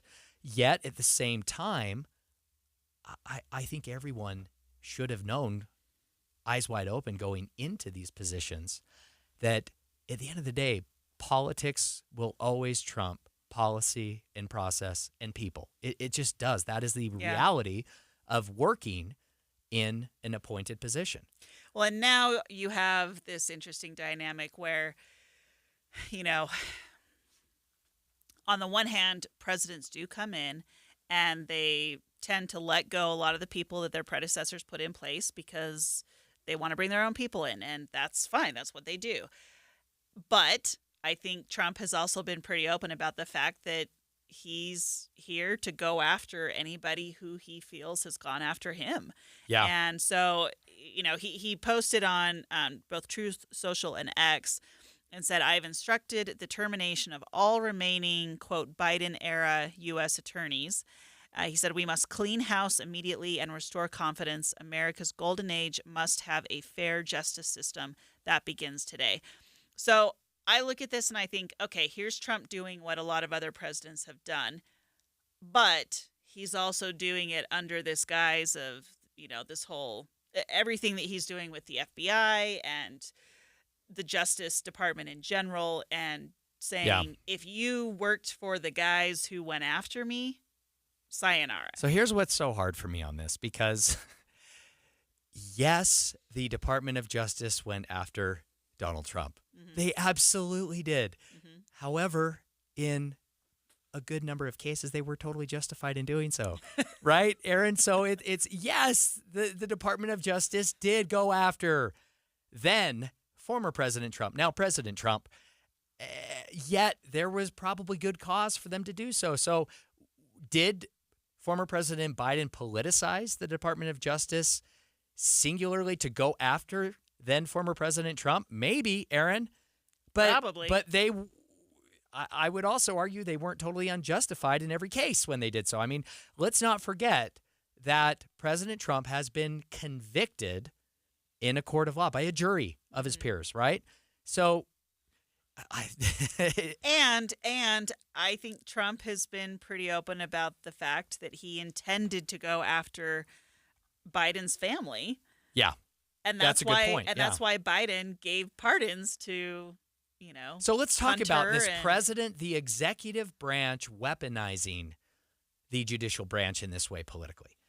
Is that what happened, or do you think that's maybe hyperbole? Is that an over-dramatic characterization of what happened? Can I say all of the above? I guess so. I mean, I'm not going to disagree with you. I do think there's a little bit of hyperbole there. Yeah. But I also think that it did happen, right? And there's a part of me that thinks I don't like the fact that we have presidents who are now using federal resources to go after each other once they're out of office. I mean, that just seems like, are you kidding? What are we doing with this? Move on. A little bit. It is taking politics to a new level in a lot of ways. And in the next segment, so I don't want to get into this too much now, but to some degree, we are seeing something similar happen here in Utah when it comes to branches of government checking, balancing, pushing each other. And again, we're going to talk more about that next segment because there's a lot to get to. But is that an oversimplification to say that, well, this is what we do. These are our three branches of government. We check, we balance. This is what we do. And of course, anything under the executive branch is essentially controlled by the president, and he's been elected to that. So there's nothing to see here. Do you think that's an oversimplification or a generalization? Gosh, I don't know. I mean, here's how I look at this. One of the cornerstones of our American Democratic Republic is that we believe in the peaceful transfer of power, right? Yeah. And if you start messing with the peaceful transfer of power, I think that has some pretty serious ripple effects across the entire country. That's an interesting point. I hadn't thought of it that way. I mean, and to be clear, we're talking about President Donald Trump. His post on X today announcing that he has called for the termination of all, in all caps, so he must have yelled that loudly, of all remaining, quote, Biden-era U.S. attorneys. Right. We must, quote, clean house immediately, again, all caps, and restore confidence. America's golden age must have a fair justice system that begins today. So, Aaron, is this cleaning house, so to speak, getting just a blanket firing, termination of all Biden-era U.S. attorneys, is that not a peaceful transfer of power? Is that... Well, I'm not saying you said that. I want to dive into this because I think that it could be interpreted as such, right? All right. So it seems again, like a very hostile transfer of power is my point. If you're going to fire everybody and merit doesn't count for it, what if you were hired under the Biden era in the Biden years, but yet you're the biggest Trump supporter ever? You're gone. Well, maybe. I don't know. That's a great question. How are we defining Biden-era U.S. attorneys? I don't actually know the answer to that. Okay, when I talk about peaceful transfer of power and messing with the peaceful transfer of power, I don't have a problem with presidents coming in and saying, look, I want my own people in here. I need to promote my initiatives and my policy perspective. So I'm going to bring in my own people to help promote my agenda. Yeah. I'm fine with that. That's what presidents have the prerogative to do that. I mean, CEOs of companies do that, right? Like everybody does that. You come in, you bring your own people, and you push for your agenda. That to me is not a problem. What I get concerned about is when we start going into the realm of you went after me, so I'm going to go after you. Yeah. And I'm going to use the government to do it. And I'm going to make your life miserable because of it. That starts, now does that mean that there aren't things worth pursuing? No, and we should be pursuing any level of corruption or, illegal activity. We should be pursuing that. But I feel like right now we're lobbying accusations at each other. Yeah, I think that's a fair. problem for and me. What is the future of how these new people conduct their business as a result? Yeah.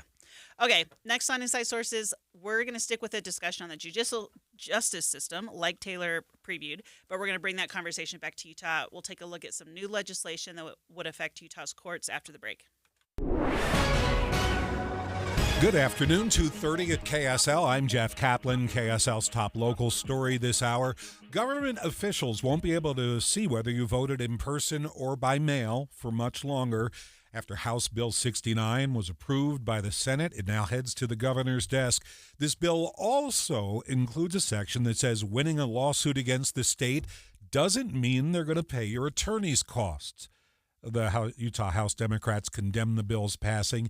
They say it obstructs and weakens the public ability to hold their government accountable.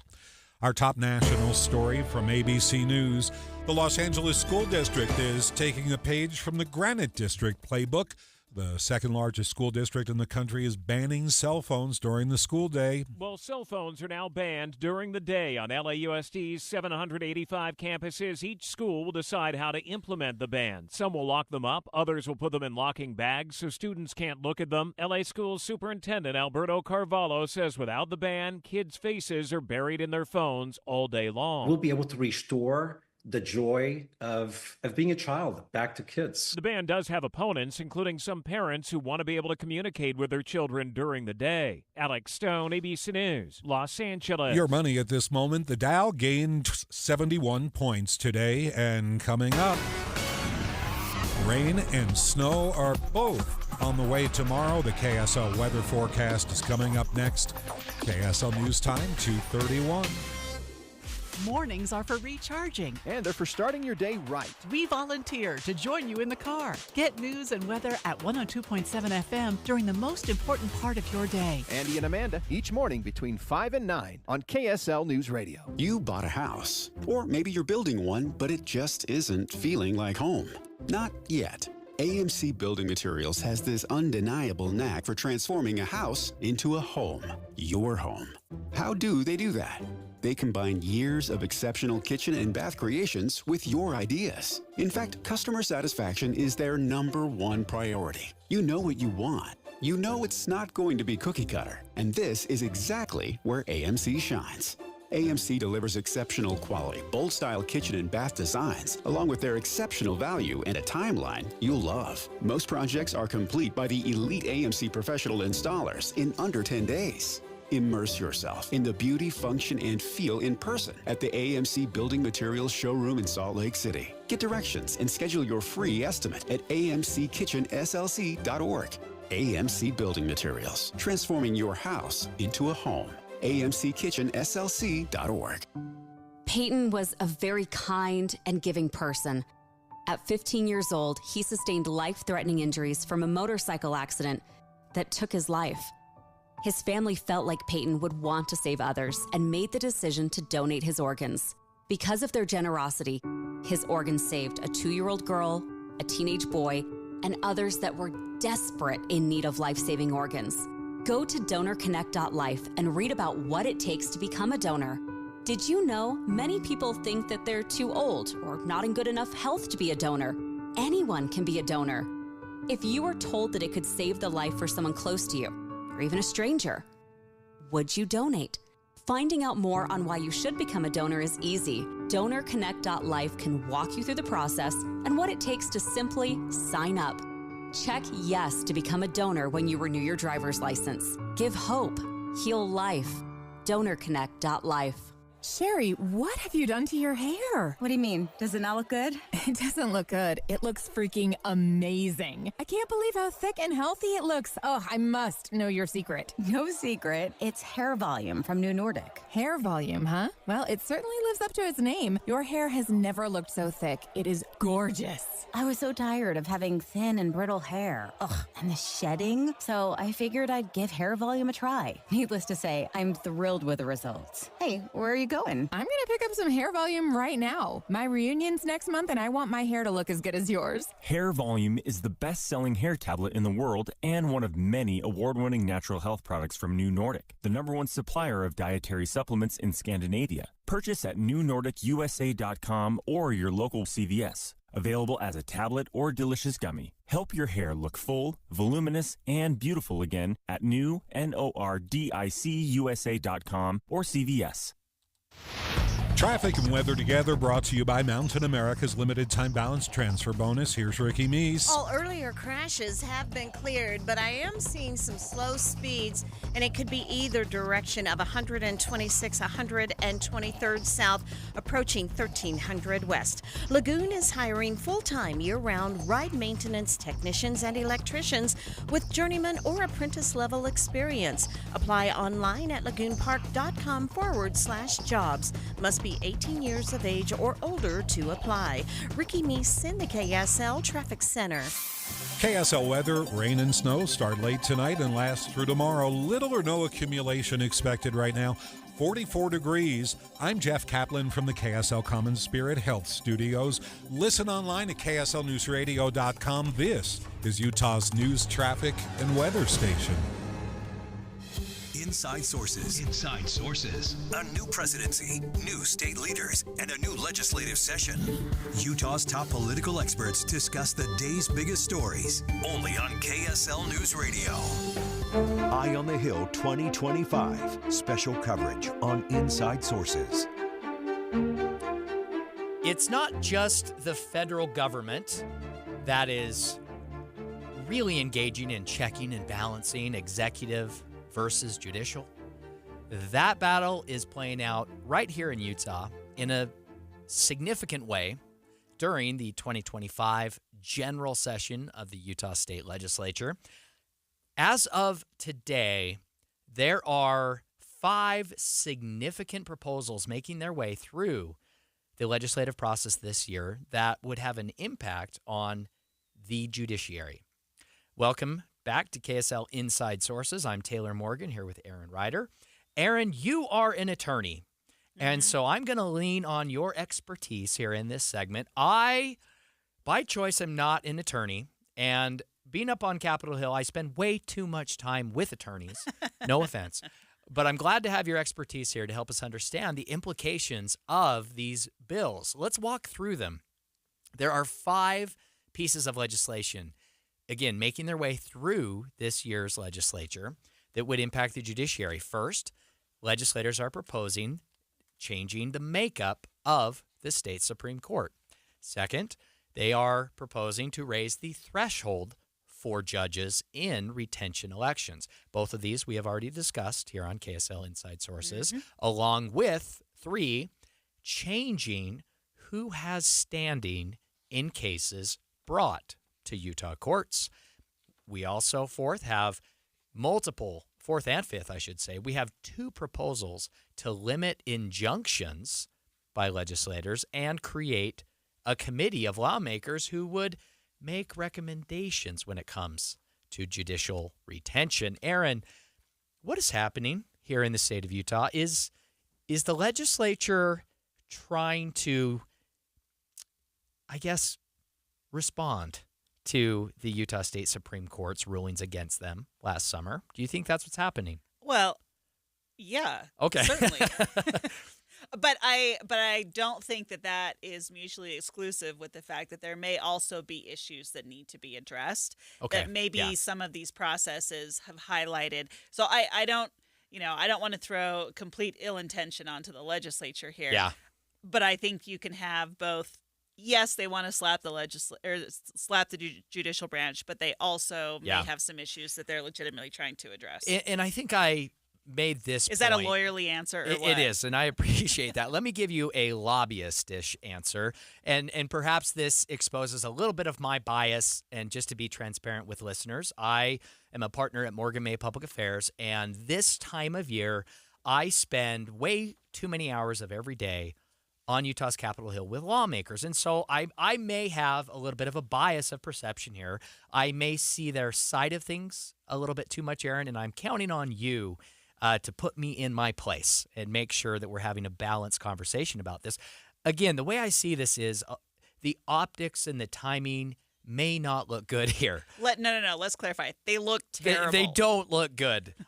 Yet, lawmakers only have a very limited, finite number of days, 1 session per year. It's only this 45 days when they can actually pass new laws or change existing laws. And so when there are issues that are top of mind or problems that they would like to fix or their constituents would like them to fix, they can only do it right now. And they really are not ever in a position to punt and wait until next year because everything and anything can change between now and January 2026. And that's fine. That's fair. But I think it is then incumbent on the legislature. You know, we've talked about this earlier in the show. I think it's incumbent on the legislature to show the intention and to show that they are acting in good faith, right? And, you know, I mean, we can really get into the weeds of the PR side of what the legislature's doing if we want here. But, you know, any time to me, for the grandma stuff that we talked about earlier in the show is unquestionably important. But to me, one of my triggers is anytime you start messing with a different branch of government, right? Because that starts to mess with balance and separation of powers. So if you're going to go after the judicial branch as a legislature, then I think there is an extra burden on you got to prove why you're doing what you're doing and that it's necessary, because I don't want you messing with this branch of power because there's supposed to be a check on you. Yeah. Now, perhaps the response to that, a counter, would be that the legislature already does play a role in many ways in informing or having a say on the judiciary. Whether they do. They confirm. Under the Utah Constitution, they do. They have a clear role there when it comes to the judicial branch of government. Indeed, that's part of the checks and balances. They fund the judicial branch. They, you know, they set a lot of the rules. So, no question. Yeah. We had on Representative Jason Kyle, the sponsor of the piece of legislation that would raise the threshold for judges in retention elections. The threshold right now is 50%. His bill would raise that threshold to 67%. We had Representative Kyle on the show. We had a pro and con conversation about that bill. I thought one significant point to make was that very rarely do judges receive less than, say, 70 or 80% in retention elections. Indeed, Utah State Supreme Court Justice Durant was retained by a vote of 77% in November 2024. And so that bill, at least in that way, doesn't appear to be targeting any judge in particular. Aaron, what is give me the other side of that. The other side of that is I don't know that I fully trust the numbers that are coming in, because how many people don't vote on that section? That's a good point. Yeah, that's a really good point. And we know that judges only have to be confirmed by 50% plus of state senators, right, when they're confirmed to be judges in the first place. So perhaps raising the threshold for voters to retain them in an election to 67% would, right, there's clearly a gap there. Yeah. Right? And so, I mean, one of these proposals that you mentioned is from Representative Lisenby, the idea of creating a committee of lawmakers who get to recommend retention on the ballot. Let's talk about that, Aaron. What's your reaction to that? I don't like that. Okay, I mean, why not? We already have a judicial review system that is actually pretty thorough on these judges. And if you have lawmakers recommending retention, you now have elected officials who are recommending retention of a judge, as opposed to an independent body who's looking at the work done by that judge and giving what is supposed to be an unbiased opinion. I don't know that a lawmaker can truly give an unbiased opinion, particularly when that judge might be someone who's issuing a ruling on something the legislature has Interesting. done. Yeah, no, that's a good point. That is circular to me, and it causes a problem. But isn't there also an argument to make that there is significant drop-off on the ballot, that not nearly as many voters participate in judicial retention elections as voters that participate in regular elections, right? Why not have lawmakers decide to retain judges instead of voters if so few voters participate in the retention election process? Well, because then you have judges who become beholden to the lawmakers and who may be more or less likely to issue a certain ruling if they think that the lawmakers they're issuing the ruling for or against may have an impact on whether or not they keep their job. Yeah, no, it's a good point. And I think, and I may not be a lawyer, but that won't stop me from playing one on radio or TV or elsewhere, maybe at family dinner. Yeah, Aaron. This is KSL Suits right here.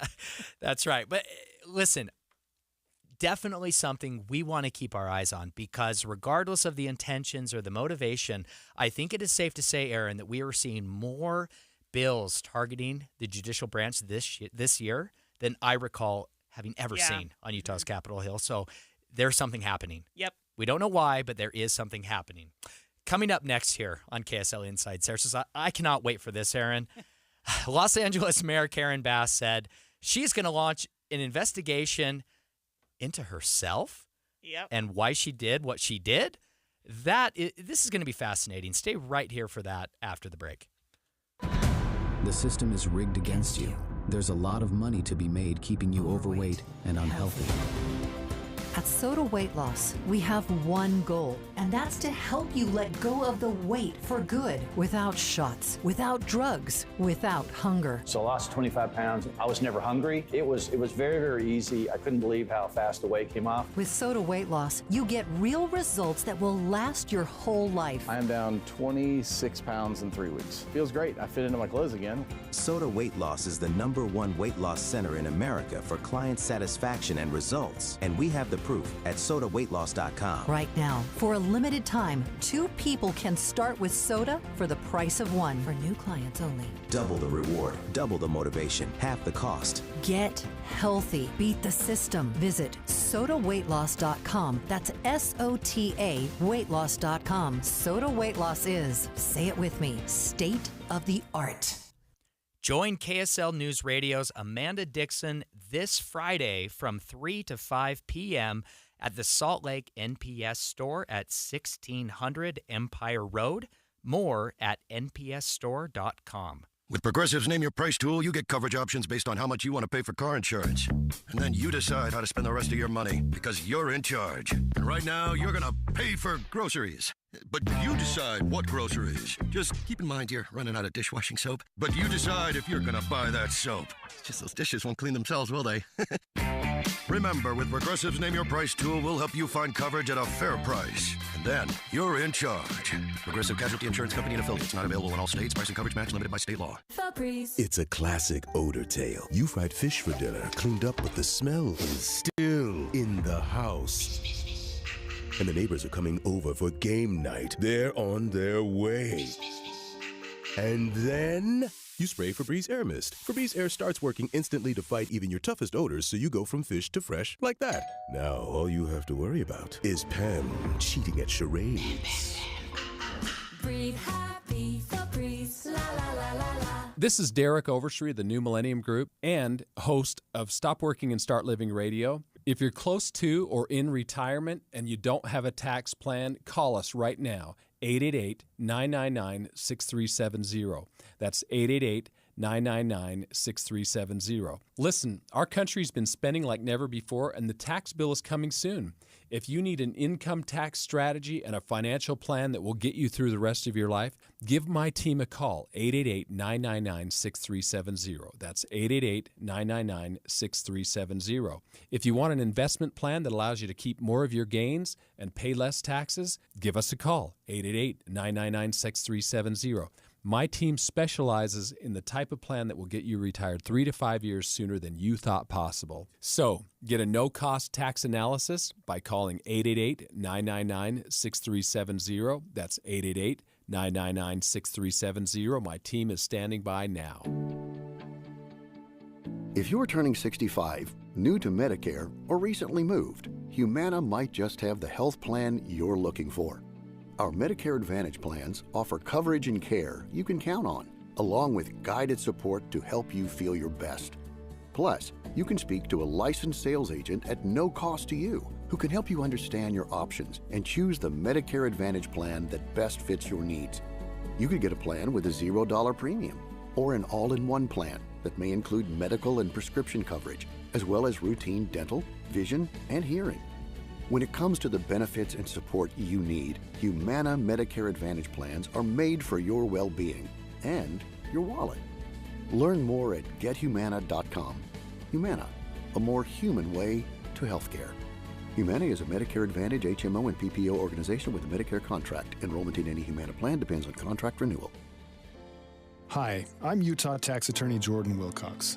In these trying times, when inflation is out of control and our paychecks give us less and less money to support our families, the last thing any of us can afford is for the IRS to garnish wages, levy bank accounts, or seize assets. It's important now more than ever to protect your financial security. We have reduced our tax liability by over $42,000. $66,300. Let us safeguard you. Visit endtaxworry.com. We have saved countless taxpayers like you millions of dollars, kept businesses in operation, and ensured that our clients receive the best possible outcome. Nearly $65,000. $12,000 is something that you can look at and say, okay, I can handle that.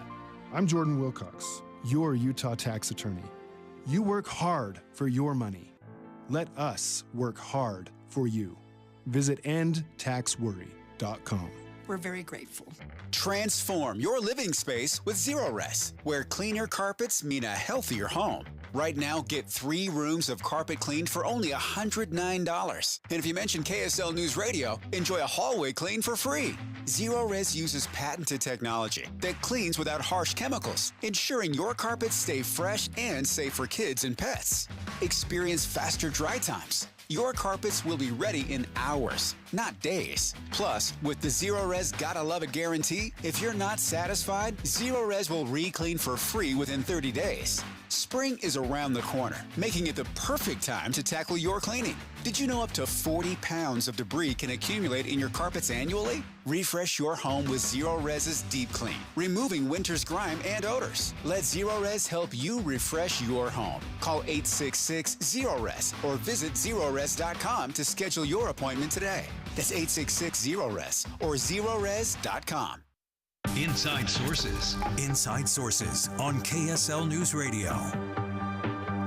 The mayor of Los Angeles has received a lot of criticism for leaving the country just before fires in the region broke out. Now, she says she will launch an investigation to determine why she was allowed to leave the country. This is brilliant, Aaron. This is brilliant. And of course, I'm being somewhat sarcastic here. But however, this is my new strategy. If I ever get in trouble at home, I'm going to tell my dear sweet wife that, yes, you are right. I am going to immediately convene a task force to investigate why I did that or did not do what you asked. Problem solved. The report will be due in 6 months. Yeah. We are setting an entirely new PR strategy here with Mayor Karen Bass. And if you thought that things couldn't get any worse in terms of her PR take on this whole thing, then I think that she has just proven all of us wrong. She gave an interview recently where she talked about this, and the essence of it really was that, we need to look at all of this. We need to look because I wasn't really aware. Our preparation wasn't really where it needed to be. I'm not even sure why I was allowed to leave the country if this was that bad. It didn't reach up. No one was there to say, hey, maybe you shouldn't have gone on this trip to Ghana. Leaving the country. Oh, gosh. I don't know, Taylor. When do elected officials, take accountability for their actions? Never, Aaron. I think that is part of being an elected official. And so is this a new PR strategy? I'm saying that kind of tongue-in-cheek. I look, Karen Bass is all the credit in the world to being super innovative, and my hat is off to her consultants for coming up with a new spin on this. Of course, it's absolutely unacceptable to leave the country and go to Ghana. I assume she did so on the public dime. Oh, was that an official visit paid for with taxpayer dollars while Pacific Palisades is burning to the ground? Yeah. The mayor is on a junket to Ghana. And also, what I find fascinating about this is that she had campaigned on the fact that she was never going to take these trips to other countries and go on these, big, expensive, taxpayer-funded trips to these other countries. And here she is in Ghana on the other side of the world, practically, while her city is burning to the ground. It sounds like something we should really get to the bottom of, and we should investigate this immediately. Well, I'm so glad that she's going to investigate. Taxpayers deserve an answer as to why I went on that trip, Aaron Ryder. Oh, my gosh. An answer will be immediately forthcoming in the months to follow. So here's my question. Do you think she survives a re-election? I know nothing about the politics of that race. I don't see how she does, frankly. If she gets reelected after this, I can't decide who I'm more disappointed in, Aaron. Mayor Karen Bass, who went on a taxpayer-funded trip to Ghana during the fires. Even though she doesn't know why she went. Well, the investigation presumably will get to the bottom of this, Aaron. We will find out. We hope to have answers before Election Day or shortly thereafter. I don't know in whom I will be more disappointed, the voters or Mayor Karen Bass. Yeah. I mean, come on, right? Come on. No, this investigation absolutely will drag on and drag on and drag on. And we may have some movement on it after her reelection. That's my guess.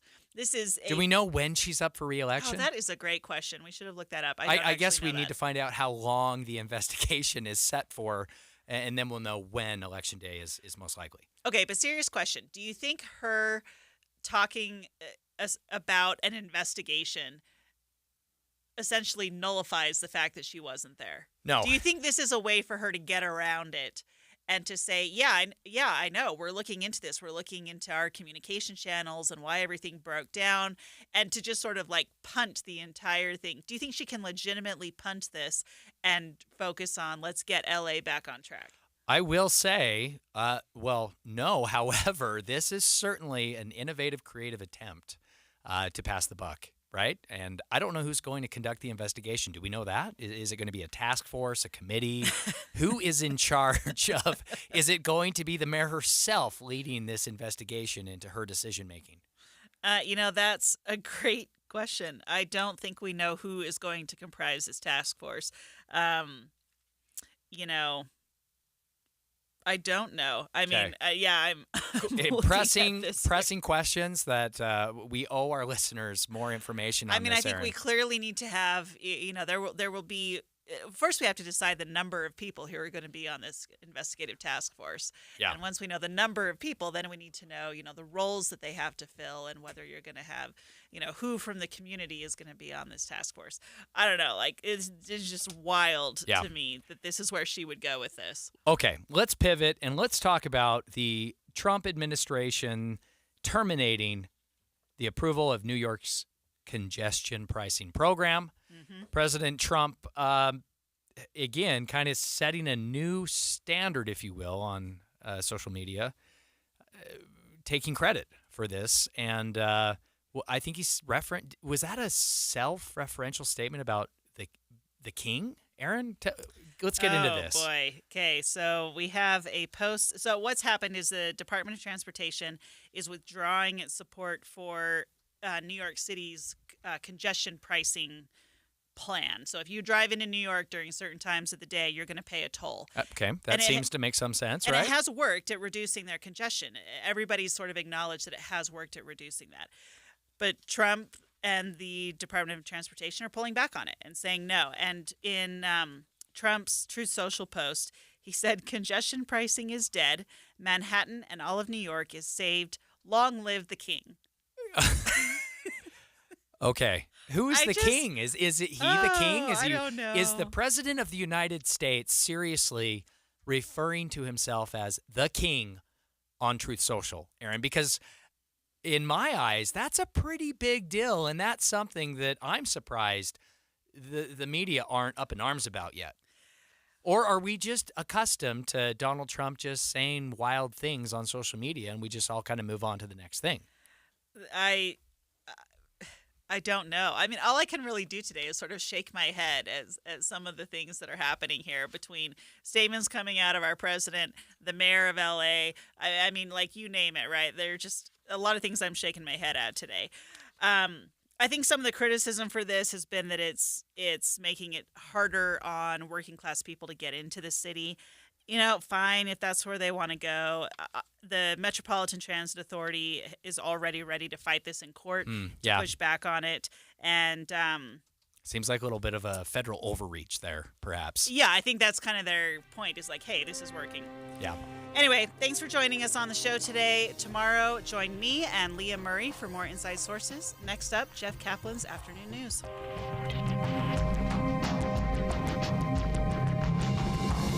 KSL FM Midvale. KSL Salt Lake City. From the KSL Common Spirit Health Studios, this is KSL News Radio. Utah's news, traffic, and weather station. Good afternoon, 3 o'clock at KSL News Radio. I'm Jeff Kaplan right now in Salt Lake City. 44 degrees. KSL's top story is breaking news. A conclusion from the Stadium of Fire mishap. Fireworks should be a lot further away from attendees at Lavelle Edwards Stadium. Last year, 63,000 in the crowd witnessed a fireworks malfunction at the Stadium of Fire concert. 27 people were injured. KSL News Radio's Heather Peterson with details on the final report from the fire department just released this afternoon. They determined that one of the fireworks malfunctioned, causing it to explode. That turned the device onto its side, causing it to shoot out into the audience at Lavelle Edwards Stadium. Provo City Fire Marshal Lynn Schofield says no one set up the device incorrectly. It was a fault within the device, which overcame all the safety mechanisms in place. We've identified 4 people who were hit directly by the devices and suffered injuries as a result. In addition to that, to date, we have 27 people who have reported injuries. I anticipate that's not everybody. Schofield says almost everyone was more than 450 feet away from the fireworks, so in the future, they're recommending people have to be more than 800 feet away from the launch. Heather Peterson, KSL News Radio. The man who confessed to a road rage killing near Jordanelle State Park was in court today. Greg DeBoer claims the September shooting was in self-defense. He's not facing murder charges. He's up on obstruction of justice because he failed to report the shooting. More charges could come. Today, a judge allowed DeBoer to stay out of jail. He has to wear an ankle bracelet. The bill to kill daylight saving time for good appears to be dead. KSL News Radio's Adam Small with details. The bill had already cleared the House, but it met more opposition today from people in industries like construction, outdoor recreation, and golf over concerns about losing daylight in the evenings from a year-round Mountain Standard Time setup, though there were other commenters, many of them parents, who spoke in favor of the change simply because they're tired of wrecking their kids' sleep schedules twice a year. A 2022 Deseret News Hinckley poll found that more than 70% of Utahns support ditching all time changes. U.S. relations with Ukraine are taking a hit after President Trump's recent comments. Maria Chaleos is live at the KSL National News Desk. Jeff, President Trump calling Ukraine's president a dictator and saying that he, not Russia, started the war. ABC News national security analyst Mick Milroy says those comments are going to make it tough for the U.S. envoy to conduct peace talks. With these obviously false statements that seem to be right out of the Russian propaganda playbook, it's going to make his job there very difficult. Meantime, a second day of emergency talks in Paris as Europe scrambles to figure out how to coordinate its response to President Trump's latest moves on Ukraine. French President Macron bringing together the leaders of 19 countries, France and Britain saying they are open to sending peacekeeping troops to Ukraine. Meantime, President Trump declaring himself the king on Truth Social in a post about the end of New York's congestion pricing system. The president writing, "Congestion pricing is dead. Manhattan and all of New York is saved. Long live the king." And the new Health and Human Services Secretary says he will investigate federally approved drugs that help treat depression and anxiety. Robert F. Kennedy Jr. telling federal health workers some of those medications are as addictive as heroin. Psychiatrist Dr. Sasha Hamdani says that simply isn't true. There is no comparison between the withdrawal from SSRIs and the withdrawal from heroin. That is unfounded, completely unfounded. The secretary also making claims that antidepressants make people violent. Live from the KSL National News Desk, I'm Maria Chaleos, KSL News Radio. Well, it's a rather serious respiratory infection, but the Pope is showing some promising signs in the hospital. The Vatican releasing a statement saying the Pope's condition is stable and has shown a slight improvement in results from recent blood tests. The Pope today also met with the Italian Prime Minister Giorgia Meloni. Meloni saying the 88-year-old was alert and joking during that meeting. This comes a day after we learned the Pope has pneumonia in both lungs, complicating his treatment, especially as he had part of his right lung removed at 21. Inez de la Cuetara, ABC News, at the Foreign Desk. A major change was slipped into another bill that was before the legislature this morning, and as a result, if you ever sue the state and win, the state of Utah won't have to pay your legal fees. Under current law, if you win, the state has to pay your lawyers. But if the governor signs this measure that's now been approved, that would change. If you sign a petition for politicians, your name could be uploaded to a public website. That's a proposal up for discussion at the state capitol. And the signatures themselves won't go. It's just a name, so that if you were on it, you can tell. If you weren't supposed to be on it, you can tell if your name's been used, and et cetera. So, no, I just think it's a good policy to have. Representative Mike Kohler telling David Dujanovic the same process is already in place for referendum petitions, but not at this time for political contests. Red Barn Academy is shutting down. The charity based in Farmington offers a place for those suffering with drug addiction. The Academy says it's selling its assets, will donate the proceeds to other charities. The Academy's last day will be the 30th of March. Their property will be taken over for commercial development. KSL News Time 3:06 and First Look Traffic. Ricky Meese is here, so how are we doing? A good drive on the Valley Freeways, up a little bit higher in Wasatch County, a small accident. Highway 40 at Deer Hollow Road on the shoulder.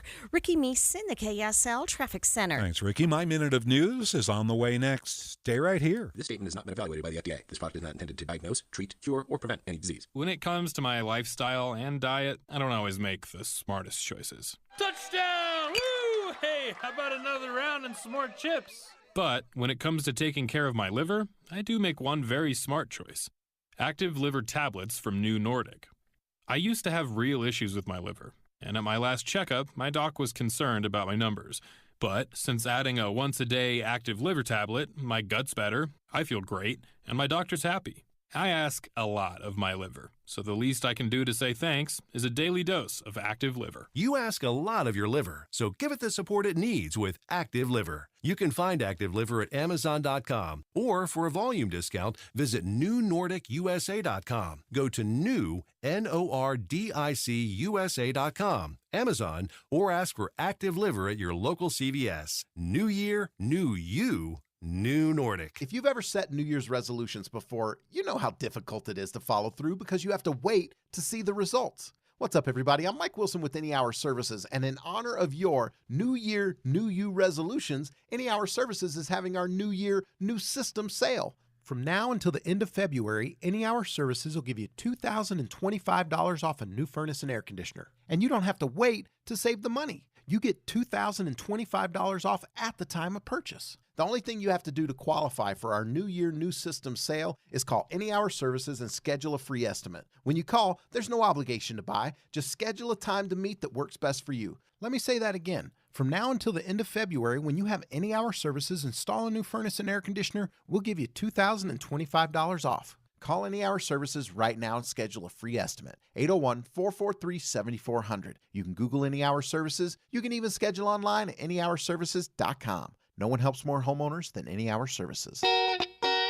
This is My Minute of News, brought to you by Any Hour Services, electrical, plumbing, heating, and air, anyhourservices.com. When the scientists started fiddling with gene splicing, I knew that things were going to get weird, and here we are. The experts have identified the gene that enables humans to speak, the FOXP2 gene. Only we have the specific variant. Well, we have it, and they spliced the gene into some mice.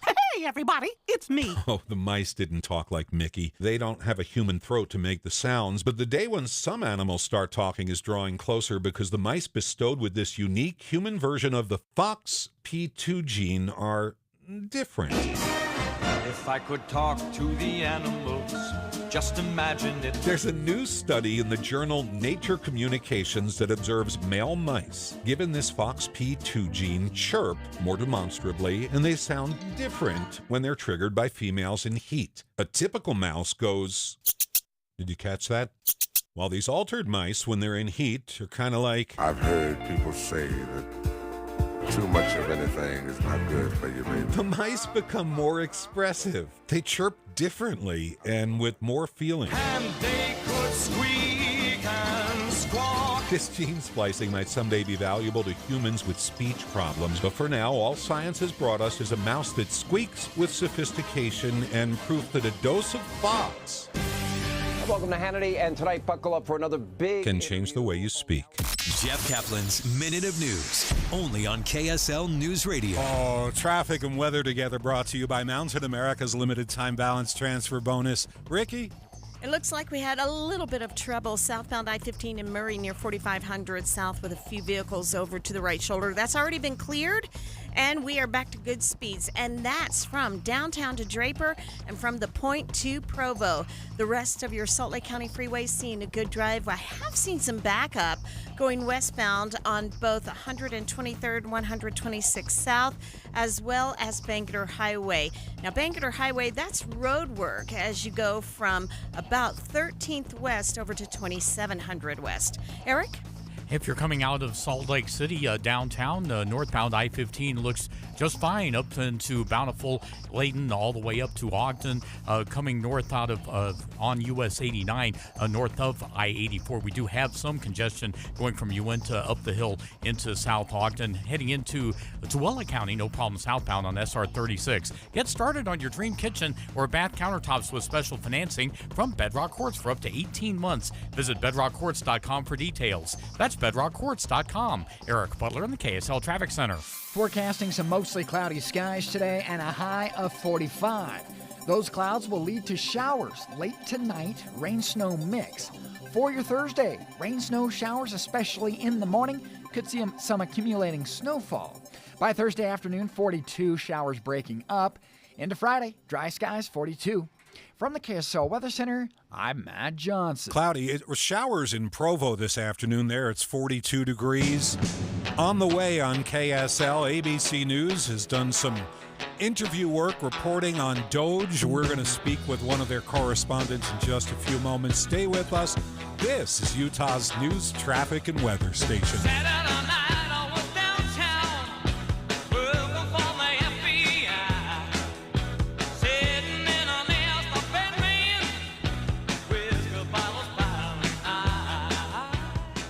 Nicotine addiction. I didn't think it could happen to one of my kids.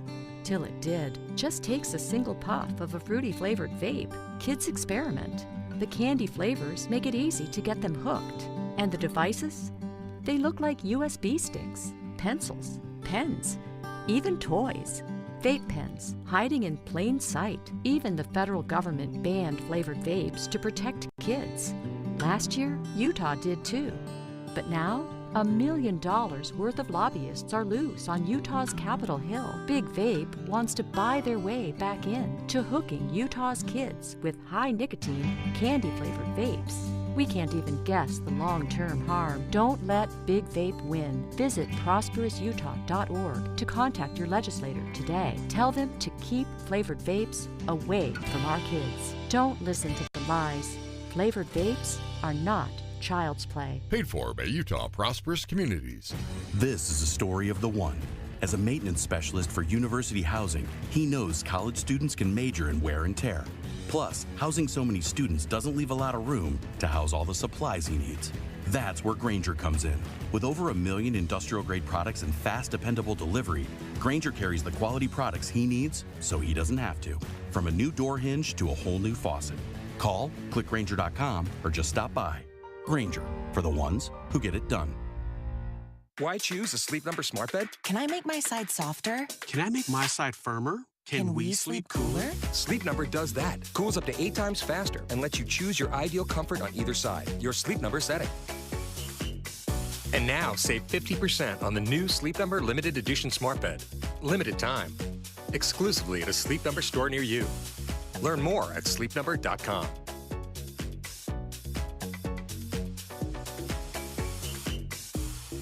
Do you know the secret to losing up to 1 pound of fat every day? At Salt Lake City Fat Loss, we know the secret. Our doctor-developed, easy-to-follow weight loss program helps you lose weight fast, naturally, and safely with no drugs or injections. No prepackaged meals, bars, shakes, or exercising required. Our program helps reset your metabolism so you can lose weight quickly and keep the weight off for good with an easy-to-follow maintenance plan that includes ongoing personal support. And our program costs half as much and works up to twice as fast than most other programs. Go to slcfatloss.com to schedule your free consultation now. I'm Maria Chaleos. Not only have I now lost more than 40 pounds with the help of Salt Lake City Fat Loss, I have the skills to keep that weight off. Save $200 now at slcfatloss.com. Many clients lose 20 to 30 pounds in about a month or two. That's up to a pound per day. Schedule your free consultation now at slcfatloss.com. That's slcfatloss.com. Results may vary. KSL News Time, 3:15. The 3 things you need to know this hour. First, a bill to end daylight savings in Utah's hit a roadblock in the state legislature after nearly an hour of intense debate on Capitol Hill today. I'm KSL News Radio's Adam Small. Second, a man charged with obstruction of justice from a road rage shooting won't go to jail. He will have to wear an ankle monitor, and he's due back in court in April. Third, our biggest traffic trouble spot. It's pretty quiet to start your drive home, at least on the Valley freeways where we have no accidents and no delays. We do have some of our usual traffic building and slowing at that intersection southbound Mountain View corridor at 3500 South and westbound Bangerter Highway through the roadwork in Bluffdale. Ricky Meese in the KSL Traffic Center. We've got one more storm to get through, then it's warmer and drier. I'm Matt Johnson. 45 at the KSL Common Spirit Health Studios now. Our top national stories. From ABC News, I'm Michelle Franzen. A day after a U.S. delegation met with top Russian officials in Saudi Arabia to begin talks on ending the war in Ukraine, General Keith Kellogg, the White House's Ukraine-Russian envoy, is set to hold ceasefire talks with Ukrainian leaders in Kyiv. It comes as President Trump claimed that Ukraine's President Zelensky is a dictator without elections and that Ukraine is Russia's invasion. ABC News contributor and former defense security analyst Mick Mulroy says it raises the stakes for talks. General Kellogg is definitely the person that can get this done if he would be allowed to do it. And these false statements, which are clearly not accurate, need to stop. President Zelensky says President Trump is locked in Russia's disinformation bubble. New York's Kathy Hochul says they're not turning off the tolls. That after the Trump Transportation Department pulled approval for congestion pricing in parts of Manhattan. President Trump taking a victory lap on social media, saying congestion pricing is dead. Governor Hochul vowed to fight it in court, saying it's working to improve traffic and subway funding. President Donald Trump tweeted, "Long live the king." I'm here to say New York hasn't labored under a king in over 250 years. And we sure as hell are not going to start now. Pope Francis continues treatment at a Rome hospital after the Vatican revealed tests show he has double pneumonia. ABC's James Longman is at the Vatican. When we ask, is he actually using an oxygen mask? That we don't get that detail. Is he ventilated through his nose at least? Sometimes when people go into the hospital, they get a little bit of supplementary oxygen, even if they're not reliant on it. That kind of detail we don't get. The 88-year-old pontiff was initially hospitalized last Friday for bronchitis. You're listening to ABC News. And now the KSL In-Depth. Budget experts agree the government needs to cut costs and improve efficiency, yes. But they're skeptical of the way Elon Musk and Doge are going about it. Joining us live, ABC News correspondent Ben Siegel. And Ben, you spoke with some of these budget experts. What did they say, for instance, about these federal layoffs? I think there are questions about Elon Musk's Doge effort, the Department of Government Efficiency, and how they're going about the layoffs. One expert I spoke to called them haphazard, and questioned how strategic these are, given that it appears every day we're learning about more government services that have been impacted by this. In some cases, the agencies are reversing their firings and bringing people back into work to preserve some of these services. So questions about who is being targeted, and also questions about how much money will be saved at all. They've claimed to have saved $55 billion, but a lot of that has to be approved by Congress. And the real drivers of government spending and the federal deficit are from entitlement programs like Medicare and Social Security. Some experts suggest that this is kind of just trimming around the edges, targeting the workforce and some of these other programs without tackling those big entitlement programs. I'm glad you mentioned Social Security, because over the weekend on Facebook, I saw this chart about Social Security fraud that said something like $1 trillion is being taken illegally by dead people who are 150 years old. And Elon Musk was like brandishing this chart. And then I read that Elon Musk hasn't even gotten into the Social Security system yet. So is this a giant public relations war? I think so. I think Elon Musk has been very clear that he sees Twitter, his platform, as being a new version of the media, and he's using it as a big megaphone for this Doge effort. But all we can tell you is that we looked into a report that was done by a Social Security watchdog, the Inspector General, 2 years ago. And that agency found that only about 89,000 people over the age of 99 received Social Security payments as of 2 years ago. So it's not really clear what he's referring to at all. Okay, perhaps we'll find out in the days ahead. Thanks a lot, Ben. ABC News correspondent Ben Siegel on ABC's work about the Doge effort in Washington. It's 3:20, traffic and weather together now. Let's get you home. Brought to you by Mountain America's limited time balance transfer bonus. Here's Ricky Meese. Traffic starting to build and getting a little busy in spots southbound I-15.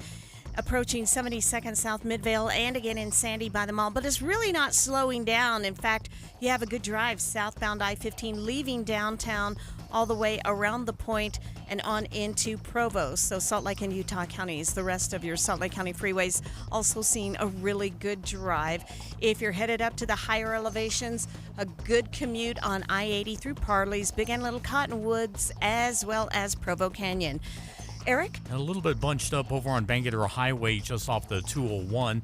This is in West Valley City on both the south and north parts, the sections next to the freeway. But overall, it's not a bad drive if you're heading southbound on Bangerter Highway now into Taylorsville and beyond. You do have some congestion, Mountain View Corridor southbound approaching 3500 south. Northbound I-15 heading through Davis and Weber counties. That's in good shape at the moment. Mark your calendars for the 10th annual Salt Lake Off-Road and Outdoor Expo to be held at Mountain America Expo Center, February 28th through March 1st. For tickets and information, visit slorex.com. Eric Butler in the KSL Traffic Center. KSL 7-day forecast going for mostly cloudy skies today and a high of 45 as a new storm works into the west coast. By late tonight, we got showers. Thursday morning, could see some snow along the valley floor. Rain, snow, showers Thursday generally, 42 the high. 42 partly cloudy skies on Friday. Keeping it dry with a mix of sun and clouds on Saturday, 46. High pressure returns. We've got 52. Partly cloudy by Sunday.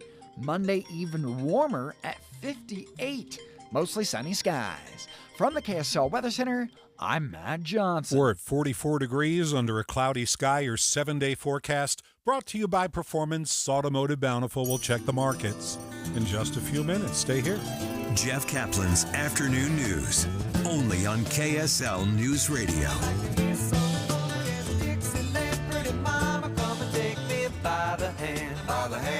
Take me by the hand, pretty mama, come and dance with your daddy all night long. I'd like to hear some funky Dixieland, pretty mama, come and take me by the hand. By the hand, take me by the hand, pretty mama, come and dance with your daddy all night long. I'd like to hear some funky Dixieland, pretty mama.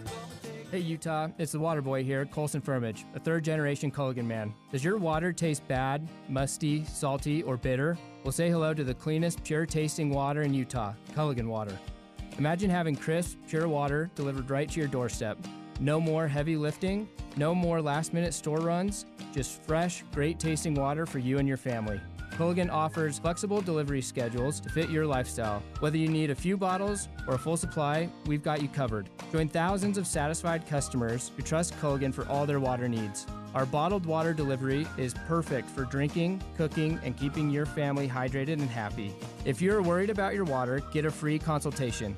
Call Culligan Water today at 801-509-9686. That's 801-509-9686. Or visit us online at CulliganSLC.com to start your delivery service today.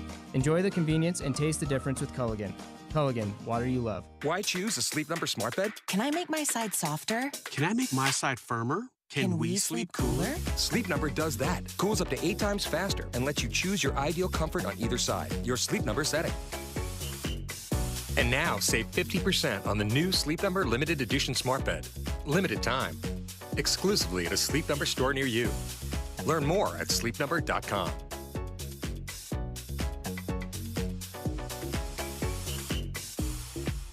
This is the story of the one who, as a maintenance specialist for a historic high-rise, knows that vintage charm historically needs constant attention.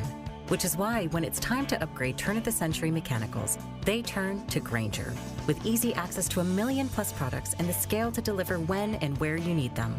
The right tools and supplies are never far away.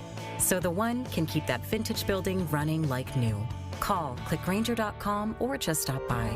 Grainger, for the ones who get it done. It doesn't matter if your only neighbors are wildlife. Or just wild in general. If you work from home, or work is technically at home, every homeowner can save money by getting a ThermWise home energy plan from Enbridge Gas.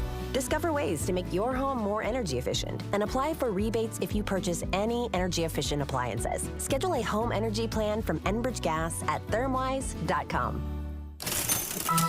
We're watching Utah's Money. Electric vehicle maker Nikola has filed for bankruptcy protection. The hot startup is running out of cash and will likely seek a buyer or perhaps auction everything off and say goodbye. Zillow says it's getting pretty expensive to live alone nationwide. Having a roommate instead of renting a bachelor pad will save you $650 a month. The question is, what price privacy? The average 2-bedroom is $2,500 a month. The average bachelor pad around $1,850. Apple has released a new and more expensive version of its lowest price iPhone. The iPhone 16e will cost about $600, and it does have the chip needed to use Apple AI. On Wall Street today, kind of a quiet day. The Dow up 71 points. It closed at 44,627. The S&P was up 14. The Nasdaq gained another 14. If there's a problem during your siding, gutter, or window installation project, most contractors will try to hide it, ignore it, or blame someone else. It's called passing the buck or turning a blind eye, or my favorite, finger pointing. My question is, where is the accountability? Tim Jr. here from RGS Exteriors, and look, sometimes problems just happen, no matter who you hire. Maybe the wrong color siding gets delivered, despite the order being placed perfectly, or maybe a downspout gets cut short. Honestly, it could be anything. At RGS Exteriors, mistakes are rare, but if something goes wrong, I can absolutely, positively, 100% guarantee you we'll never hide it, and we'll never pass the buck. We'll make certain everything turns out right for you. That's people over profits. That's the RGS Exteriors way. For a free estimate on siding, gutters, or windows, call 801-280-3110, rgsexteriors.com, rgsexteriors.com. This week's movie show is brought to you by My Hearing Centers. Schedule a hearing evaluation and be entered to win a set of premium hearing aids by tuning in on Friday from 10 to 1. Thinking about retirement? Make sure a My Social Security account is a part of your plan. A My Social Security account gives you secure access to your personal earnings history and benefit status.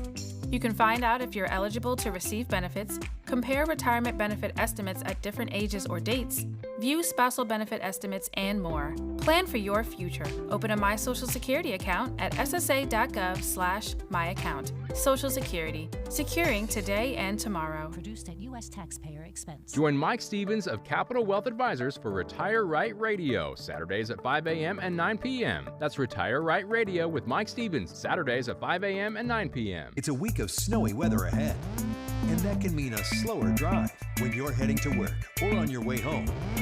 We try to make this easy. Get the latest traffic report and updated weather, one after the other. That's traffic and weather together every 10 minutes on the 9s, mornings and afternoons on KSL News Radio. Well, it's been 10 minutes. Traffic and weather together brought to you by Mountain America's limited time balance transfer bonus. Ricky? It's starting to fill in and slow down southbound I-15 between 53rd and 7200 south. After that, it's still a little busy in Sandy, but speeds are better, and it stays that way all the way to Provo. All clear on the rest of your Salt Lake County freeways with no other problems there. Eric? Not seeing any crashes or delays northbound I-15 coming out of downtown Salt Lake, going up through Davis and Weber counties. We do have some congestion and slowdowns northbound on US 89 going from Uinta into South Ogden. Of course, you're going up an incline there, so that's always a factor. Heading out to Tooele County, I-80 looks good westbound. If you're exiting at Lake Point going south on SR 36, we just have a little bit of congestion as you go by Erta. That's by Erta Way. In fact, you've got northbound and southbound slowdowns, minor though, at that particular intersection. It's a new year and time to refresh your home. Choose 5-star and work with color experts to create the perfect look for your home. Schedule your consultation now at 5starpainting.com. Eric Butler in the KSL Traffic Center. Hey, look for increasing clouds today. We'll call it mostly cloudy and a high of 45. Overnight, rain, snow showers working in could impact your Thursday morning commute, where we could see some valley snow. By Thursday afternoon, looking for a high of 42, showers breaking up.